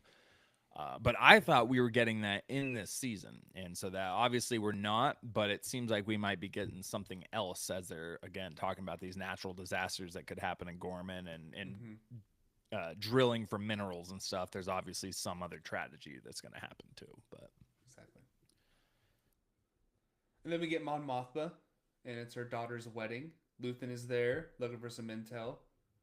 Her boy Tay Kolma is still trying to push the foundation and get his dividends for what's going on, but not a lot with Mon Mothma this episode. We get to Bix on her little sand planet. There is a nightmare she has about a past sexual assault with a Empire agent. Um, and then the farmer, there's farming grain on that planet, and then the Empire shows up right at the end looking to audit the place. So that's kind of where it sets up leading into episode two. yeah, I thought Bix was dead, 100%. Was so confused when she popped up on screen. I was What like, I happened in the could end have episode? swore. In the end of season one again? So she got tortured to near death, and then Cassian came in and found her and helped her escape when the whole riots were going down at Marva's funeral. Um, but I didn't watch a recap before this, and there was no previously on before episode one. So I spent this entire episode like, wait, what the hell happened with all of these people the last time I saw them? Right. Same. But yeah, in my mind, Bix had been killed.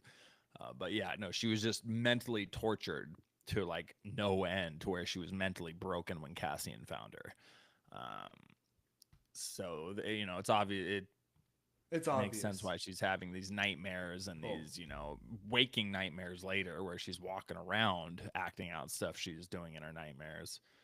Um, so yeah, it makes sense she's going through all this crap. But well, she's not in Rogue One, right? no, So I mean, they're really setting up she's probably this. gonna die. She's gonna Yeah. die. Like she's. Yeah, I mean, it's gonna be that at the end, and or just the final straw to make him take down the Empire. So yeah, they're really setting up a tearjerker at the end, like what Tony Gilroy said. So, episode 2, a quick summary. Cassian runs into a disorganized rebel group. Mon Mothma faces betrayal from Tay. Cyril and Deidre's twisted relationship deepens. So, Andor, he's still stranded on the same planet. Um, Someone's missing. Like, it sounds like there's like a monster out there at first, and they just find this like detached foot on the ground. And they are pretty dumb. Like, this is the way they're reacting about everything. And the other tribe is trying to turn around the TIE fighter to shoot at them. And then they make them stop with some negotiations. They're just both arguing with each other. Um, and then it's kind of wild how they always resort to not trusting each other again. And when they Mm-hmm. probably have the same end goal, like they try to talk it out and they just start fighting again. They're just can't get on the same side. But they did actually drop the weapons, and then they start this kind of Star Wars rock paper scissors game, which was kind of weird. And then this Rhyhorn shows up, Star Wars Rhyhorn, and starts taking everyone out. It kind of felt like a Jurassic Park scene at the same time. And then Andor gets It in the did. tie and escapes. So how'd you feel about this Yeah. whole Andor scene? Yeah, I mean, I didn't think much of it. Again, I thought the group of dumb misfits was just they were just kind It of was obnoxious. like get out of here. Yeah, I just was like, why are we spending time with this group of rejects? Um, it's just I didn't enjoy it that much. It did feel like it was out of Jurassic Park with the thing coming running out of the forest and whatnot. Mm-hmm. It looked pretty good as far as VFX go for a series for some random Yeah, creature. I thought it looked pretty good, but yeah, overall, I just didn't care that much. I didn't find myself caring much with it. right. Oh, so Deidre and Cyril, we Dude, called him Cyril from season 1. Not a lot from so them. weird. Not a lot from them this Well, episode, but just a weird little 5 minute scene. just the most awkward like relationship possible Yeah, is all we right. just keep getting from them. Like this is so weird. I don't even buy that either of these people can love somebody else, Yeah, let alone right. each other. And the whole thing is so odd. But That's weird. Deidre's a character. Yeah, interesting. Mon Mothma, her husband is getting a little suspicious about Takoma, but I don't know if he knows the truth. He doesn't know the true intentions or what's actually going on with the rebellion. Mhm. Um, the Foundation. Oh, Takoma comes up to her, and the Foundation is to clear up the donations he's given, and he feels undervalued. Like he needs to be feel appreciated for all the things he's done to fund the rebellion.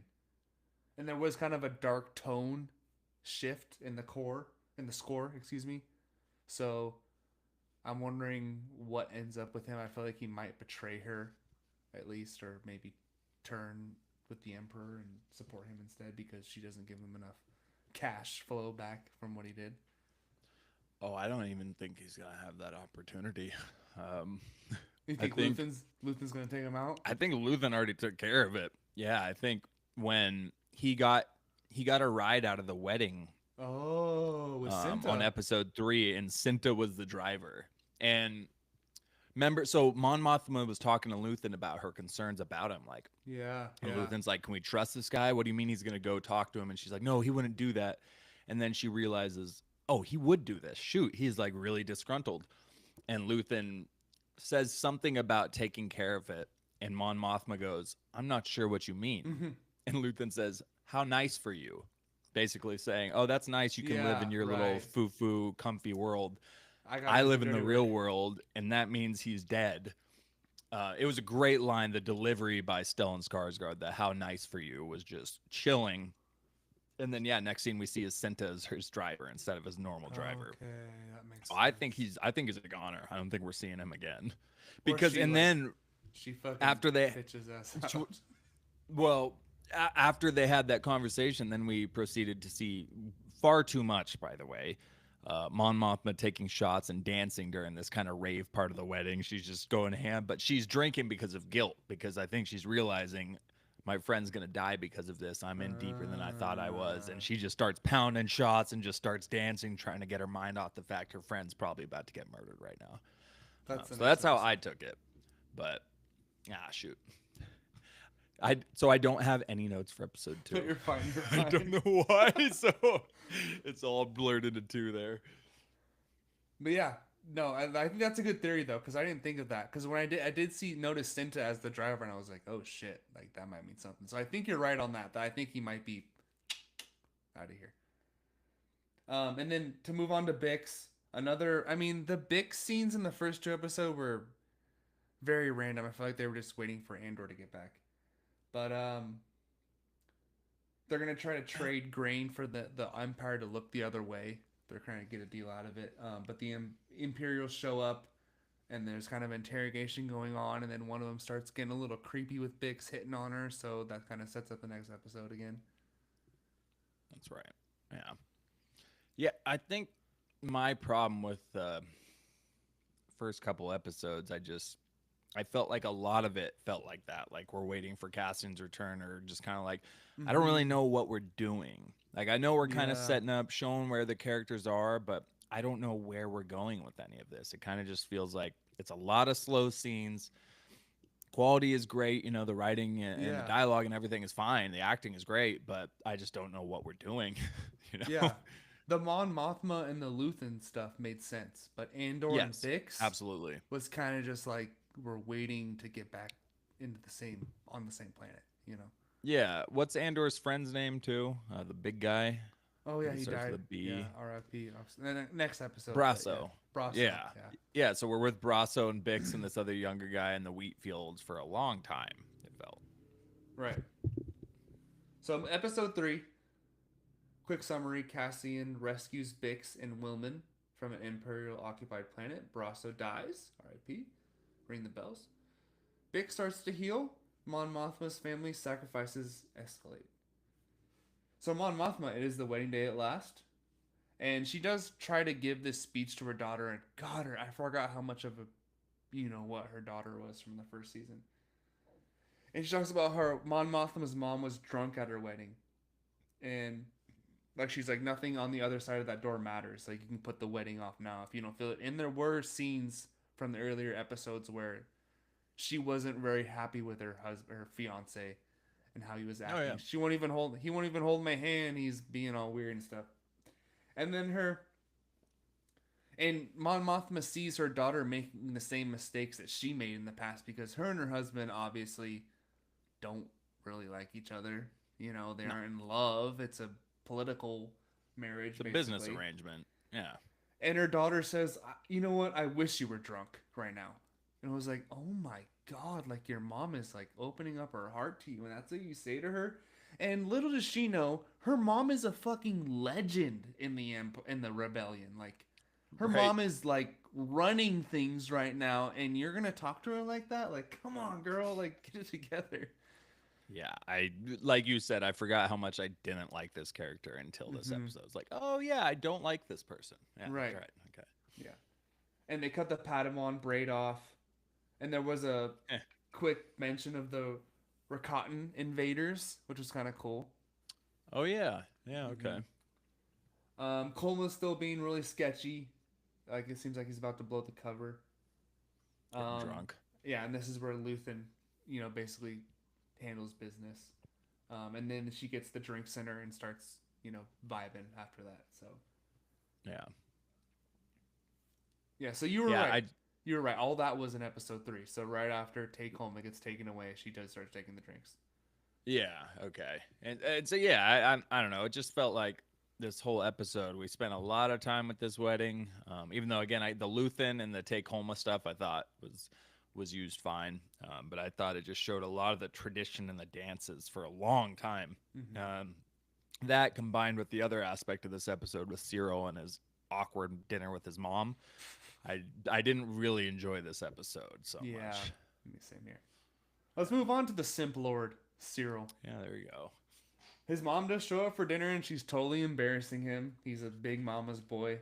She reminds me of the lady, the attorney from Beetlejuice, like in the afterworld. The lady who I'm like not chain very smokes. familiar with She it. like chain smokes a cigarette. She has the same type of voice, basically. Okay. That kind of like, wah, wah, that kind of Mike Grinding Monsters Inc. away at your soul Yeah, voice. Yeah, yeah, she's the worst. like she's honestly, if you had your eyes closed and listened to her, you would think she was some type of alien. You wouldn't think Yeah, she for was sure. human. You know what I mean? Yeah, in Star Yeah. Wars, right? Yep. Absolutely. Um, and it was cool to hear that Deja was raised as an Imperial since the age of 3.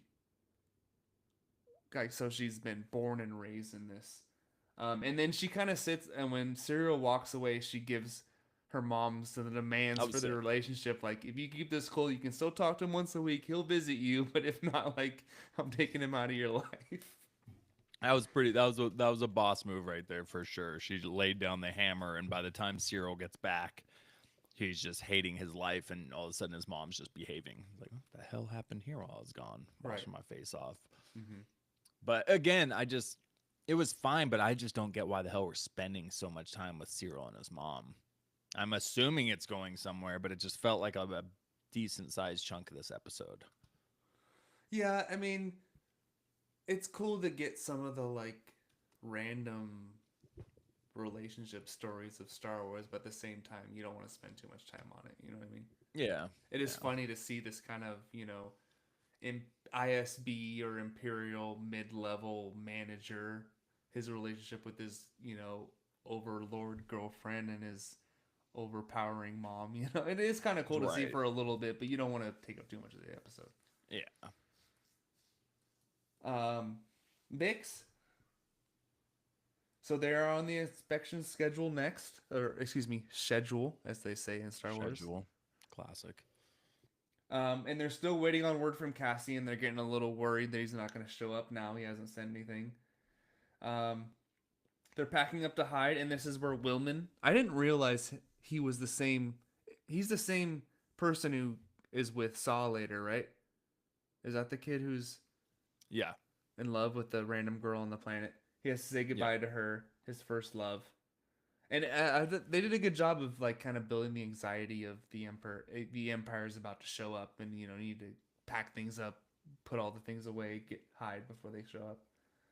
Yeah. And of course, the creepy imperial officer is back, um, and he fixes his hair in the mirror, and he kind of does look like a young Andy Serkis, which I do miss him in this season. Oh, same. And he says, "I know you're illegal," and he's trying to kind of bargain with her, and then she fights back, and he tries to, sexually assault her, which has obviously been a topic of That's a controversy. no. Right. That's a big no-no. Um, I did like the line. I mean, she even says he tried to rape me to the officer standing outside.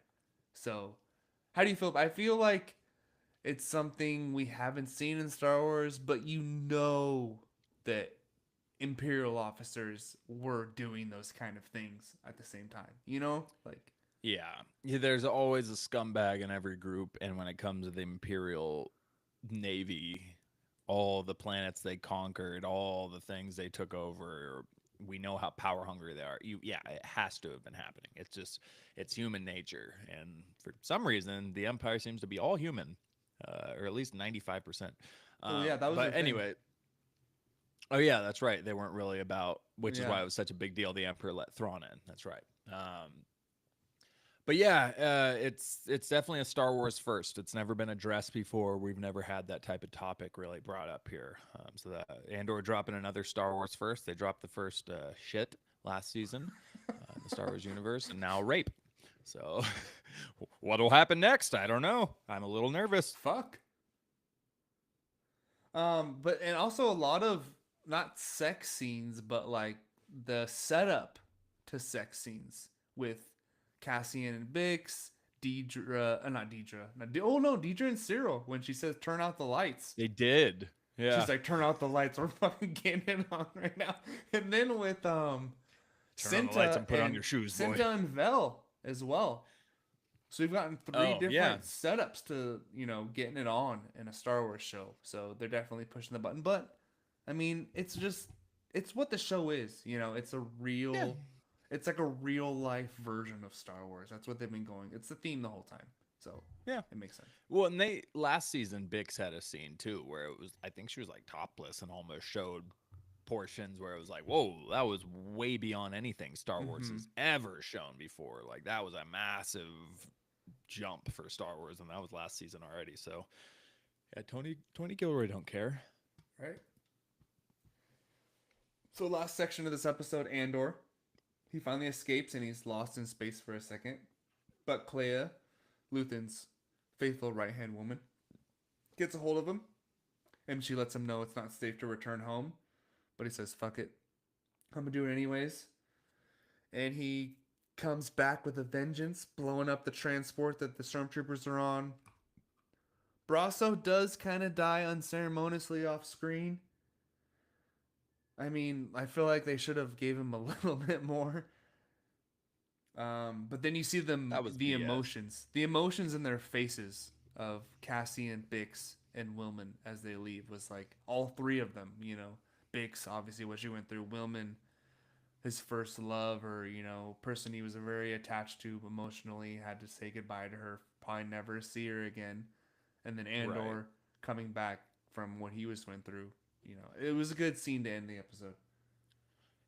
It was, but it also pissed me off. Okay, the episode ending pissed me off because it started with. So this was the point I was talking about earlier. So Cassian's complaining to Homegirl.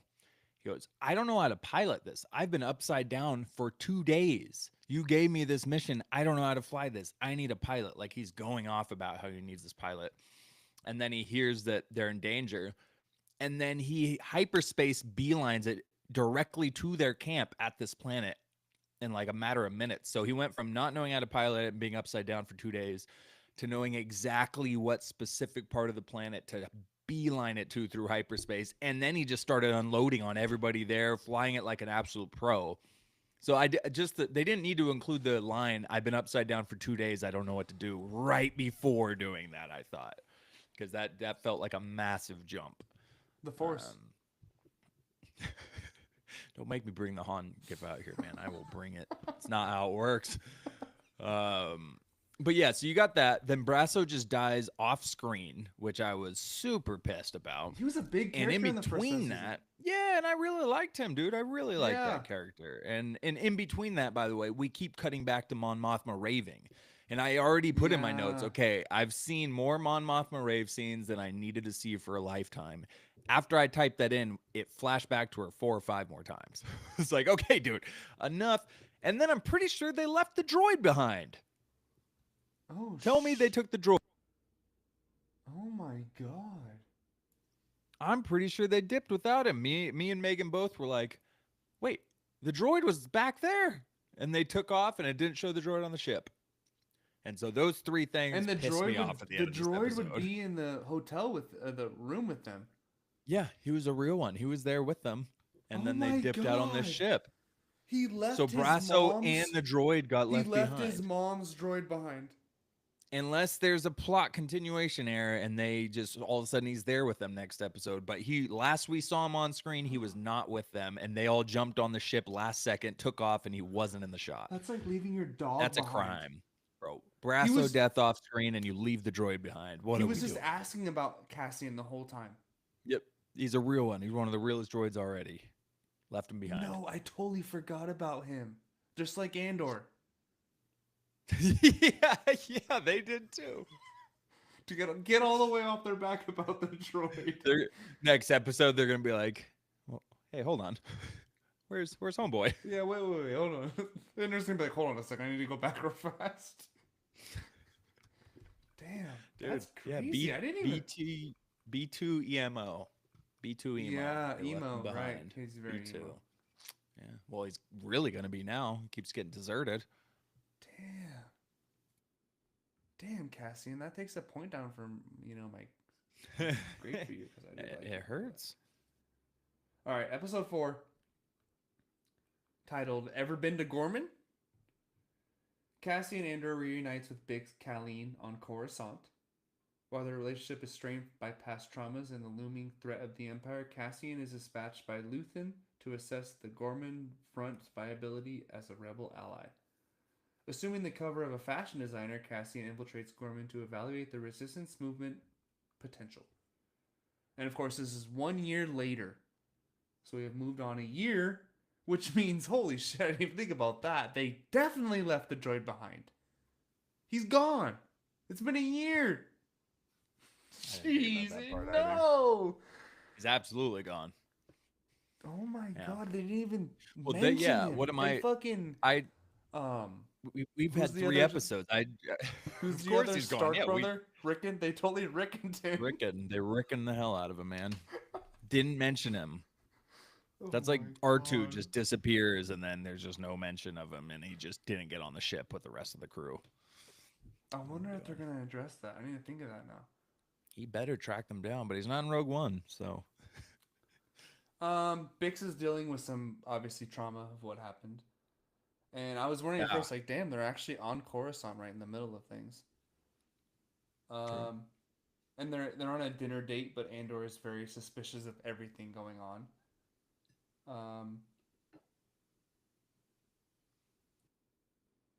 Basically, they're kind of fighting back and forth where Bix wants to get out and do more, and Andor wants to basically protect her, live a life that's very safe and protected. You know, don't take any risks.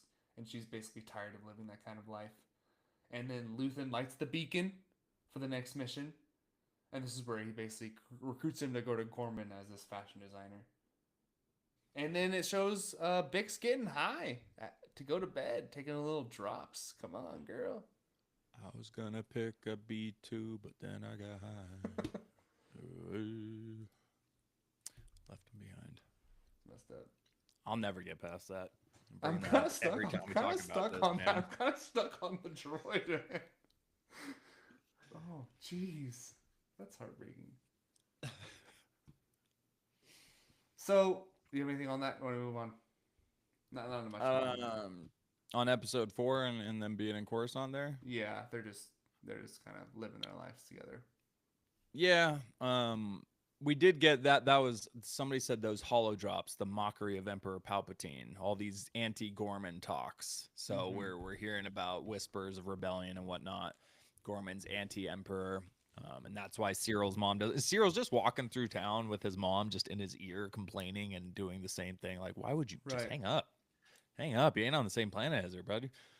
And he's in his suit and tie. I just don't like the suit and tie in Star Wars. Yeah, I don't have a lot of them. You know, Bix having walking nightmares while holding the blaster is pretty sketch. That is about as Yes. sketchy as you get. So that might be a problem coming forward here. Yeah, a little bit. And we do get reintroduced to Kyburn as one of the main characters. Guy, Okay, nice. And he's basically getting the Empire back into shape. Um, the town hall meeting with these Gormans. The people are not happy with the Empire. They think they'll make a prison out of this place, and then they're building a fortress slash armor over the top of the Gorman massacre, place. And it said they would never cast a shadow above it, and they're building this giant ass thing right up. Classic. And they do mention the Tarkin massacre where 500 innocent protesters were killed, where he landed a it just starship landed on on them. top of them. Oh my god. So That's that like was pretty crazy. that's like our president going to visit a country, or anybody's president, I guess, going to visit a country, and there's protesters standing on the airstrip, and they just say, "Nah, land anyways," and you just wipe it. Like, can you imagine? Mm-hmm. And this happened, and the emperor still goes strong after this. The empire is still publicly somehow accepted. Like, they landed on 500 protesters, just killed them all. It's crazy. So Wow. I'm wondering if we're gonna get that flashback though, because that's a big event, and I thought they said we were gonna see that. Not that I want to see Mm-hmm. 500 people crushed by a star destroyer or whatever is landing, but I don't I think have we a will. bad feeling there's another massacre coming in Gorman or something. Right. Yeah, well, after what they just did.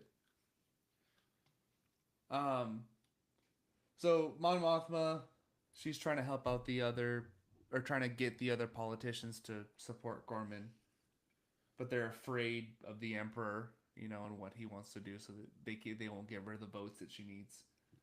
And Lonnie, one of the other secret ISB agents, meets with Luthen real quick about what's going about. So they did a good job of setting up everything on Gorman through the first 4 episodes. Yes, they did. And it was nice to touch base with that Imperial spy who I is forgot about him obviously for a second. is a part of the best monologue in Star Wars. To see why Right? Luthen Yeah, that's sacrificed exactly. speech. He He was went the down guy the who was giving it to him. same elevator. Yeah, yeah. So I like that aspect here. Pretty wild that Luthen just has an Imperial high-ranking officer in his pocket like that, Dude. because he's pretty high-ranking, like Yeah. pretty And good. and they like him. Krennic Hmm. and Kyburn both like him. Both, yeah, they have his Patagraphs. or he has their trust. Yeah. Yeah. And then we get a quick scene of Saw Gerrera and Wilman. And just Saw Gerrera, just the gravitas is off the charts. Just walking in, fucking taking over, saying crazy ass shit. Mm, And it's obviously the Rhydonium, the starship fuel that obviously teases into the next couple episodes. right. I did want to say real quick. Sorry, I missed it. The town hall, or Mm-hmm. not the town hall, but before that, the Empire's meeting. We get we've never really we know the Empire took over the galaxy after Order 66. We know they did. We know it was a massive expansion, but we never really get the full numbers on it here and there, like quite how big that would be to take over a galaxy. Right. And we had those reports, the Empire's like, oh, well, we took over Oh, this right. area, 200,000 credits and planets. They're listing off the Arrests. inventory and arrests and everything. They're arresting too many people and that they can't even keep up with it and stuff. But it was very interesting getting them just, oh yeah, we got 200,000 credits off this guy. We took over this planet and this planet. Like they're just giving those reports like it's in a regular old That's Tuesday, crazy. talking about taking over societies. Like it's pretty wild. They were running shit for 20 years. Yeah, you know, hard to do. And we got a little bit of Mon. She was going out on a kind of recruiting campaign, trying to get votes and sway Mm-hmm. people against the Empire, but Gorman just won't do it because they don't want to risk Emperor retaliation. They don't want to go Right. against the Emperor and get it squashed by it. So that's an interesting another mini rebellion. Lots of little rebellions all over the place in this show that are being Exactly. breeded. Yeah. Uh, All right, episode 5. On Gorman, Cassian observes the local resistance operations, noting their fervor but also lack of organization. Meanwhile, Saw Gerrera delivers a passionate monologue about the necessity of embracing madness for a true revolution, revealing his own traumatic past and radical ideology. Back on Coruscant, Bix struggles with the aftermath of her torture, battling insomnia and addiction, and yearning to contribute meaningful things to the rebellion. So Andor's on Gorman. He's a fashion designer. He's looking good, cleaned up, shaven, slicked back hair. He's got a good backstory. He checks into the hotel, asks the bellhop about the massacre. This is where we find out he lands a cruiser on top of him. Um, he meets Enza at the restaurant, the daughter of the main guy. And he kind of tells her, you have no idea who I am. You need to be more careful. Tell the people who have been watching me to, back off. You're only causing more attention. Like, it really showed how Andor is on a whole nother level than these Gorman rebels. You know what I mean? yeah, no, absolutely. It's child's play to him. Um, I really did enjoy. So I like this episode for the most part, just because of the stuff we see being built in Gorman, the world building here. Where like you just said there, Cassian's coming in as fashion designer, but really he's going to talk to a mini rebellion that's brewing there. And Cyril is getting recruited by this mini rebellion. And the mini rebellion thinks that the ISB is running a shadow government that's hidden from the Empire or from the Right. Emperor within the ISB. So there's all these little facets of espionage and betrayal and double, two-timing. It's very interesting. They're building up this really cool set piece of this picture of the Empire right now. Right. And he had a good line where I kind of agree with Andor. And I do agree with Luthen at the same time. We'll talk about it more later. But he says, living at the scene of the crime and advertising what you've done.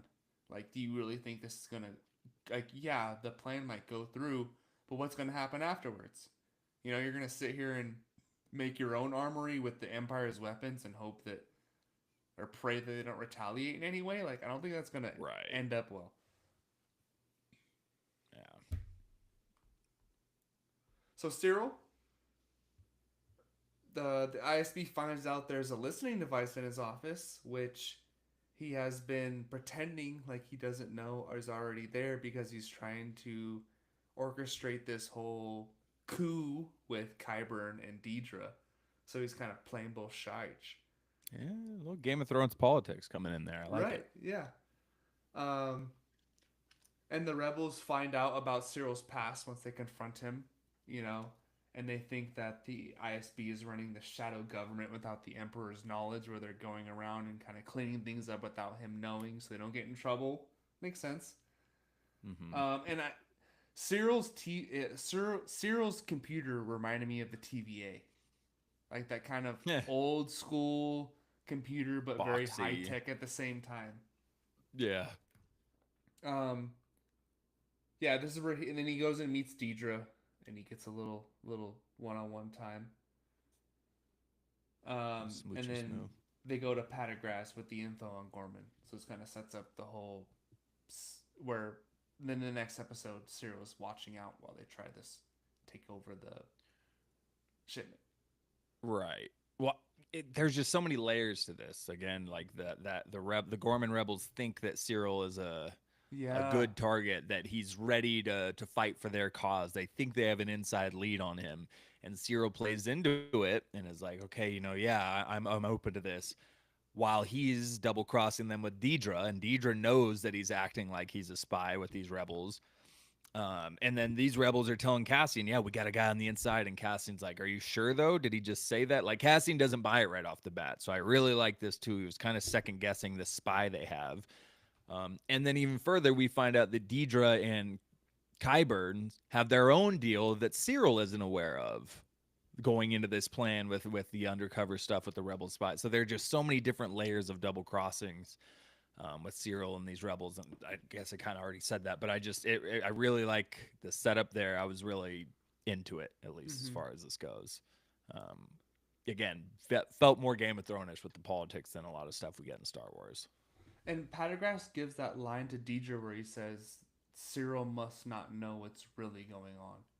Right. So I do wonder, you know what that is? Did they I think they're throwing him to the wolves. I right, think I think that yeah. Cyril thinks he's in on it with all them and he's reporting, Yeah. but they're about to throw him to the wolves under something and Right.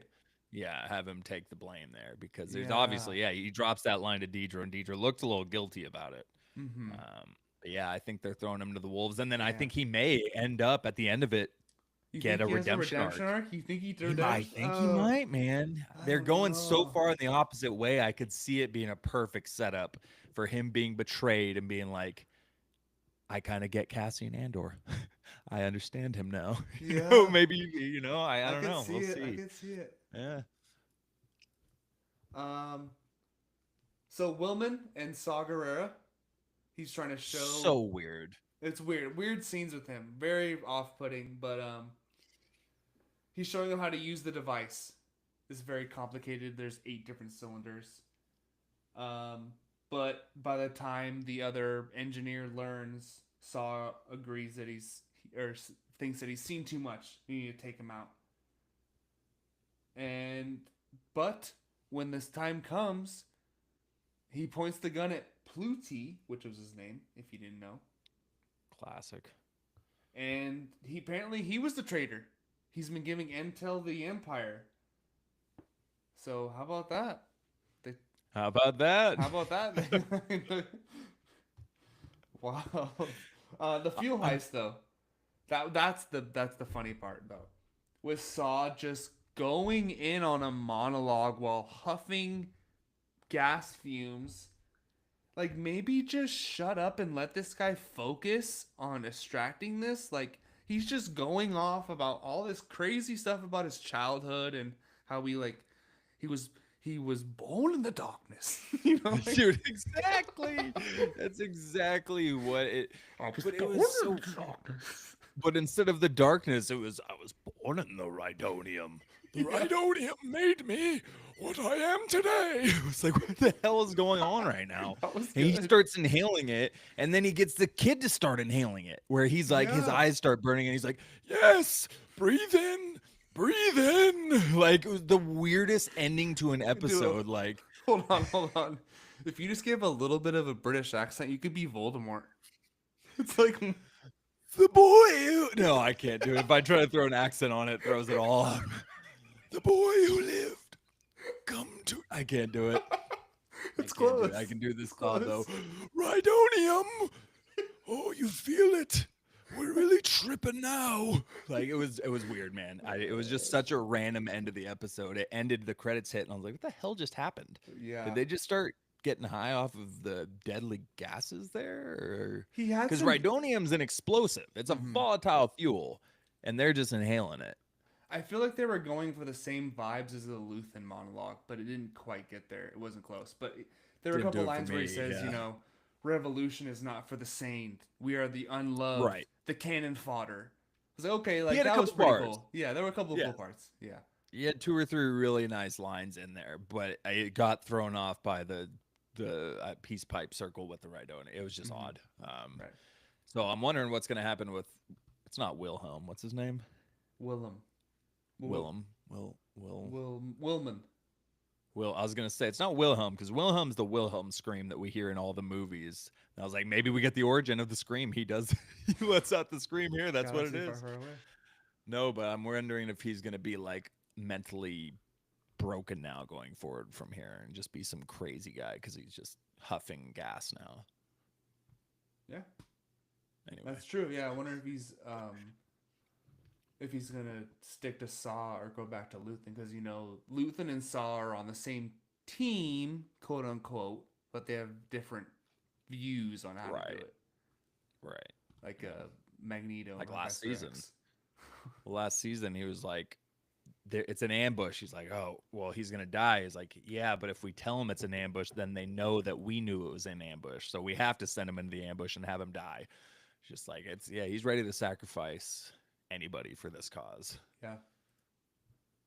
And quick scene. Luthen wasn't much in this, but there's that piece of art with the microphone on it, and the guy knows. The guy doesn't know, but he feels like something's fake, and he's gonna have it all inspected after the next party. So another setup for the next episode. Yeah. Episode 6, titled "What a Festive Evening." A tragic mishap occurs during a rebel mission on Gorman when Sinta Kaz is accidentally killed by a local citizen. Vel, destroyed by the loss of her partner, delivers a poignant speech emphasizing the harsh realities of revolution, totally ripping him apart. He's crying, he's sad, she doesn't give a shit. Mm-mm. Man Simultaneously, up. Bix confronts her tormentor, Dr. Gorst, exacting revenge and destroying the facility with Catherine's help. Kind of random. Making a turning point in a journey toward healing and empowerment. So Andor, Yeah. him and Luthen are off to Coruscant. He says, the Gormans are late and they're rushing it. Like we talked about before, he doesn't agree with their plans at all, and I do agree with him as well. But it could be a win-win for the larger rebellion plan. Like if they do succeed, Gorman is a good ally for the rebellion. If they lose, it will show other planets the brutality of the Empire and maybe make them want to join the cause as well. So I do see Luthen seeing that to where, yeah, it could be kind of a big sacrifice. He says that, if they burn, they will burn brightly, but it could help in the long run. So I do see both sides on that. Yeah. Yeah. No, I get that. He returns home to Bix, and she definitely cleaned up the place after her long bender. Even though he's catching her, though, Right. he's seeing her eyes. He's like, "Wait, are you okay?" Yeah, And you she's good? turning her face around. She's like, "No, I'm high out of my mind right now. Yeah, Don't look at my I'm off eyes." a gummy right now. Don't look at me. When your wife gets home and you took a gun to but Cassian's mad at Luthen because he confronted her with that mission, but she said no, she wasn't going to do anything. And I will say the rebellion is against attachments. That's what Luthen is kind of has a Jedi way going with him where, you can't have any Hey, attachments to this stuff. what's Maester Aemon say? Love is the death of duty. That's true. Can't be doing it. You can't be doing it. That one's for you, Andy. Go watch Game of Thrones. Yeah, come on. Finish Game of Thrones. Oh yeah. He watched the first 5 seasons. Yeah, Speaking of, I will be on the Galactic Core podcast covering There you go. episodes 7 through 9. If I tell you that. Oh yeah. Yeah. Be there. Be square. But then the bat signal is lit again. I use the beacon and the bat signal in this There episode you go. because you can use all of them. Um, I thought the Bix revenge was a dream at first because of how random it was. Same. How she just showed up at this, like, they didn't show her getting there or breaking inside of this Imperial psych ward or whatever it was. I don't know. It was kind of confusing. It felt very off putting, but she does what she does. She gets her revenge, and then Andor does kind of like a Joker Dark Knight, walking away from the hospital and pushes the button and blows it up. It was kind of weird. Pretty sick. It was cool. It It was cool. It was badass for sure, but was it the was kind of weird. badass Yeah. classic. Yeah. No, I thought it was a dream 100% too. All of a sudden, we're just infiltrated inside this empire or imperial base. So yeah, I for sure thought Bix's intro to that was a dream. I was waiting for her to wake up. Yeah, I'll say this season is not as good as the first one. Like It just feels, they again, the quality is still there, but it just feels like the direction of the story is kind of undecided. I don't know. I don't know what the hell we're doing. I feel like it's been very slow. Um, it's been dragging quite a bit, and I don't know what we've done in the first half of the season, really, except set up Gorman. We have set up Gorman, yeah, that was good. but That it was just good. if yeah, yeah, absolutely. And I like the drama between Cassian and Luthen, but I feel like we wasted a lot of time so far. I feel like the 6 episodes could have been 3 episodes. Exactly. Yeah. I feel like we should be much further in the story by this point of the season. But Yeah. Um. So let's move. Let's go back to Gorman with Vel and Cinta. Vel is there continuing Cassian's assignment. Obviously, he goes and replaces him with Vel, his trusted assistant. Oh well, obviously they had some issues, but obviously she working for him again. yeah, And she does have some Luthen in her, the way she acts. She's like, "Do as you're told, or get the hell out of here," basically. Um, you're a rookie. and once again, like she's saying, like, it's not a bad idea, but what's going to happen afterwards? Mhm. Her and Santa get it on after Yep. reuniting, maybe, Classic. and then it's game time. And Cyril's on the ledge reporting back to the ISB. They do at the ISB they do some type of like security thing where everyone has to get out, and it's only Patagras and Deidre back inside. And Mhm. this would have been a good time for someone from the rebel side to say, "I got a bad feeling about this." If there was any time in Andor to say it, it could have been right then. Tony ain't gonna do that. I I know, don't think right? Tony will drop that. Yeah. The mines disable the carrier, and then they get the weapons offloaded. And then the dumbass tough guy, I don't know what his problem. I thought he was a supporter when they did the town hall meeting. Wasn't he one of the people who was like for fighting against the Empire? Oh, I don't know. He He was didn't look. one of the people that Maybe spoke. he was, and I missed it. Okay, yeah. I must have missed it because when he popped up in this scene, I didn't know who he was.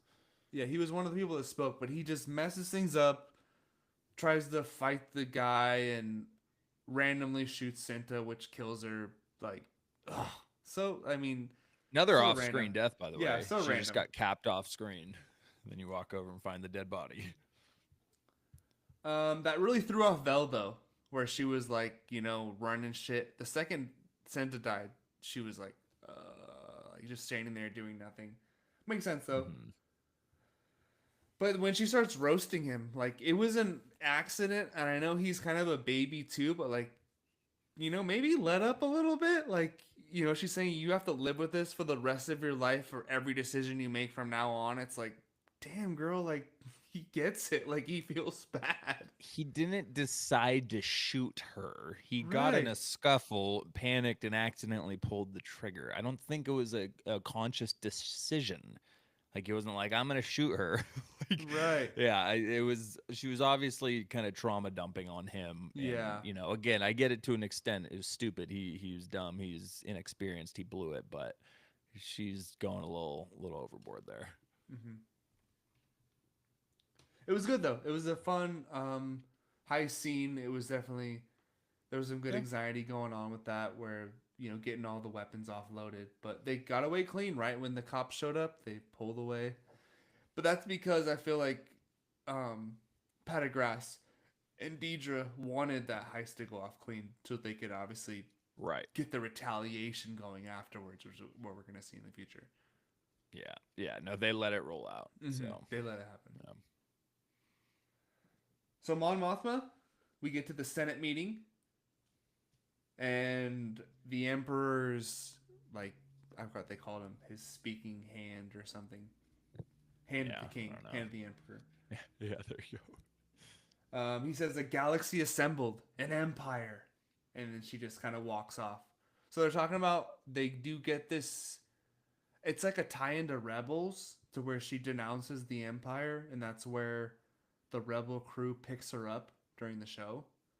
So they might get like a tie-in with that. We might get a tie-in with that later in the season. I don't know for sure. That would be cool though. Could be a Yeah, live action Freddie Prinze Jr. okay. I Um, don't think he'll do it, but and then we get the party time with Skolden, the guy who was complaining about the artifacts. the A gangster. Senator Organa recast, a quick cameo. Yeah. What the? Apparently there was Why a couldn't? Yeah. he was What? busy. He couldn't make it. They We wanted couldn't him get to. Jimmy back. Yeah, they wanted him back, but he was busy for something else. That's what I Tony was said. gonna say he's not too old to take up the. He just did it actually in Obi-Wan. Right, He was okay. That and they well, could that kind of de-age him. sucks It though. does. He didn't. They could have He cast was someone. I he feel was like to in look one closer. scene. Well, that too, but he was in one scene. It You just couldn't like feels weird to Tarkin him or something. recast him for that scene he was in. Now in Star Wars universe, we have a new face for Bail Organa, just He because must Jimmy pop up. Smits wasn't He able to must do an pop up episode. again, right? He better if you're gonna recast him. Yeah. You better have something to do with him here, because that's crazy. Yeah, He must come back, but that was totally worthless. yeah, weird move. But when they get to the party, it's funny how Clea is staring holes through Luthen as he's like talking. She's looking over at him like, come on, you gonna do this? Or am I gonna do this? Yeah, Dude, she's badass. Like, she is a really cool side character in the show where she just gets shit done. Like, doesn't take shit from anybody. she is an absolute asset, and it makes sense why Luthen trusts her to be his kind of number two on things. hmm And when they get to the art collection, Doctor Krennic or Director Krennic, sorry, Doctor. Doctor. I Wow, heard Doctor. he's been working. Director Krennic shows up, and that was a cool way because you didn't see him before. I didn't expect to see him, and the camera just pans over to him, and it's like, oh shit, like the things we Expect. could have gotten away with before maybe not will work now. You know what I mean? So that was cool to Right. see him like, oh shit, this has gone to another level. And there's the passive aggressive comments between him and Mon Mothma where he's like, oh, it was a battle, and she's like, no, that was a systematic execution, and they're like going back and forth, which is good for Clea because it stalls them. And one of the Right. artifacts looks like the rebel symbol. Do you see that? It was kind of I like didn't. curved, like a curved little top point. There was no star. Oh, yeah. No, I know what you're talking about. hmm Yeah, I guess it kind of did. Oh, And then Clea flirts with Lonnie, or pretend flirts with them to get him in there. That was kind of a cool scene too, where she's like pretending to teach him about it. She's like, there might be a test later on this, which yeah. obviously Pay worked out. attention, But dude. yeah, and it of course it didn't get out. It was stuck, which is always what happens, and that obviously makes you more anxious of what's going to happen next. And her finger was bleeding from trying to get it out. But that was Yeah. how'd you like that scene? Were you? My hands are sweating. Mm-hmm. I was getting pretty freaking nervous as it was getting closer. So I thought it was shot well. It was weird. The conversation, we got a lot of what felt like side conversation, but I think it did a good job at building the tension at least. And I loved seeing Krennic back there. When they walk out, Luthen says, "We should have killed Krennic while we were up there." That was Yeah, funny. she laughs. Yeah, that was funny. Shoulda.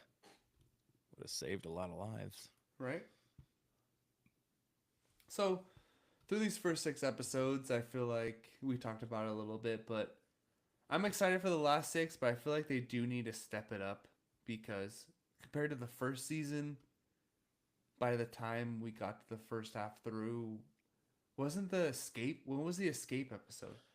Was that later? The escape wasn't till the third to last episode. Oh, okay. So this episode, episode 6, season 1, was the heist with the TIE fighter um, escape and everything during the celestial event, whatever was going on in the sky and everything. That was episode 6. And Right. that was an incredible episode. That really, oh my gosh. Sorry. This is side note. I was looking up Andor to check when exactly that escape episode was, and I just saw Tales of the Underworld. I forgot that that's out. Oh yeah. Andy didn't like it. Uh, He said it was kind of. You see his oh, reviews. really? He said No, the I haven't been on Nostalgia social Adventures was media. 4 out of 10, and Cad Oh, Bane was no. like 6.5 out of 10. Oh, that's massively disappointing. Yeah, like both, like neither one got a good. Wow. Like they were just Okay. kind of like what the other tales of the shows have been, where it's kind of like, yeah, it's Yeah, good, but it's not iffy. And groundbreaking in any way.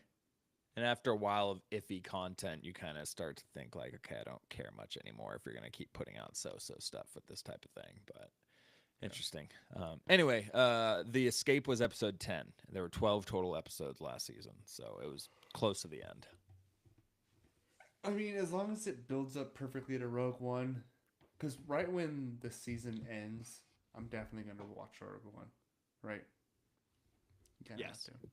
Yes, I haven't watched it in a minute, so I'm Yeah. 100% doing it. I don't even remember the beginning of Rogue One, Willie. Oh, I do. Cassian murders a guy right off the bat. Is because he also murders the guys right off the bat in the first episode of the And first season yep, too. he does it a decent amount. Which is why the first episode of season 1, it reminded me of his intro in Rogue One. I was like, yeah, Yeah, apparently this is something he does a lot. right. So that's why it confuses me, because it's like the same thing almost. Yeah, the guy's panicking and Cassian kills him, then climbs out of there and steals a TIE fighter to escape. Mm-hmm. Yeah.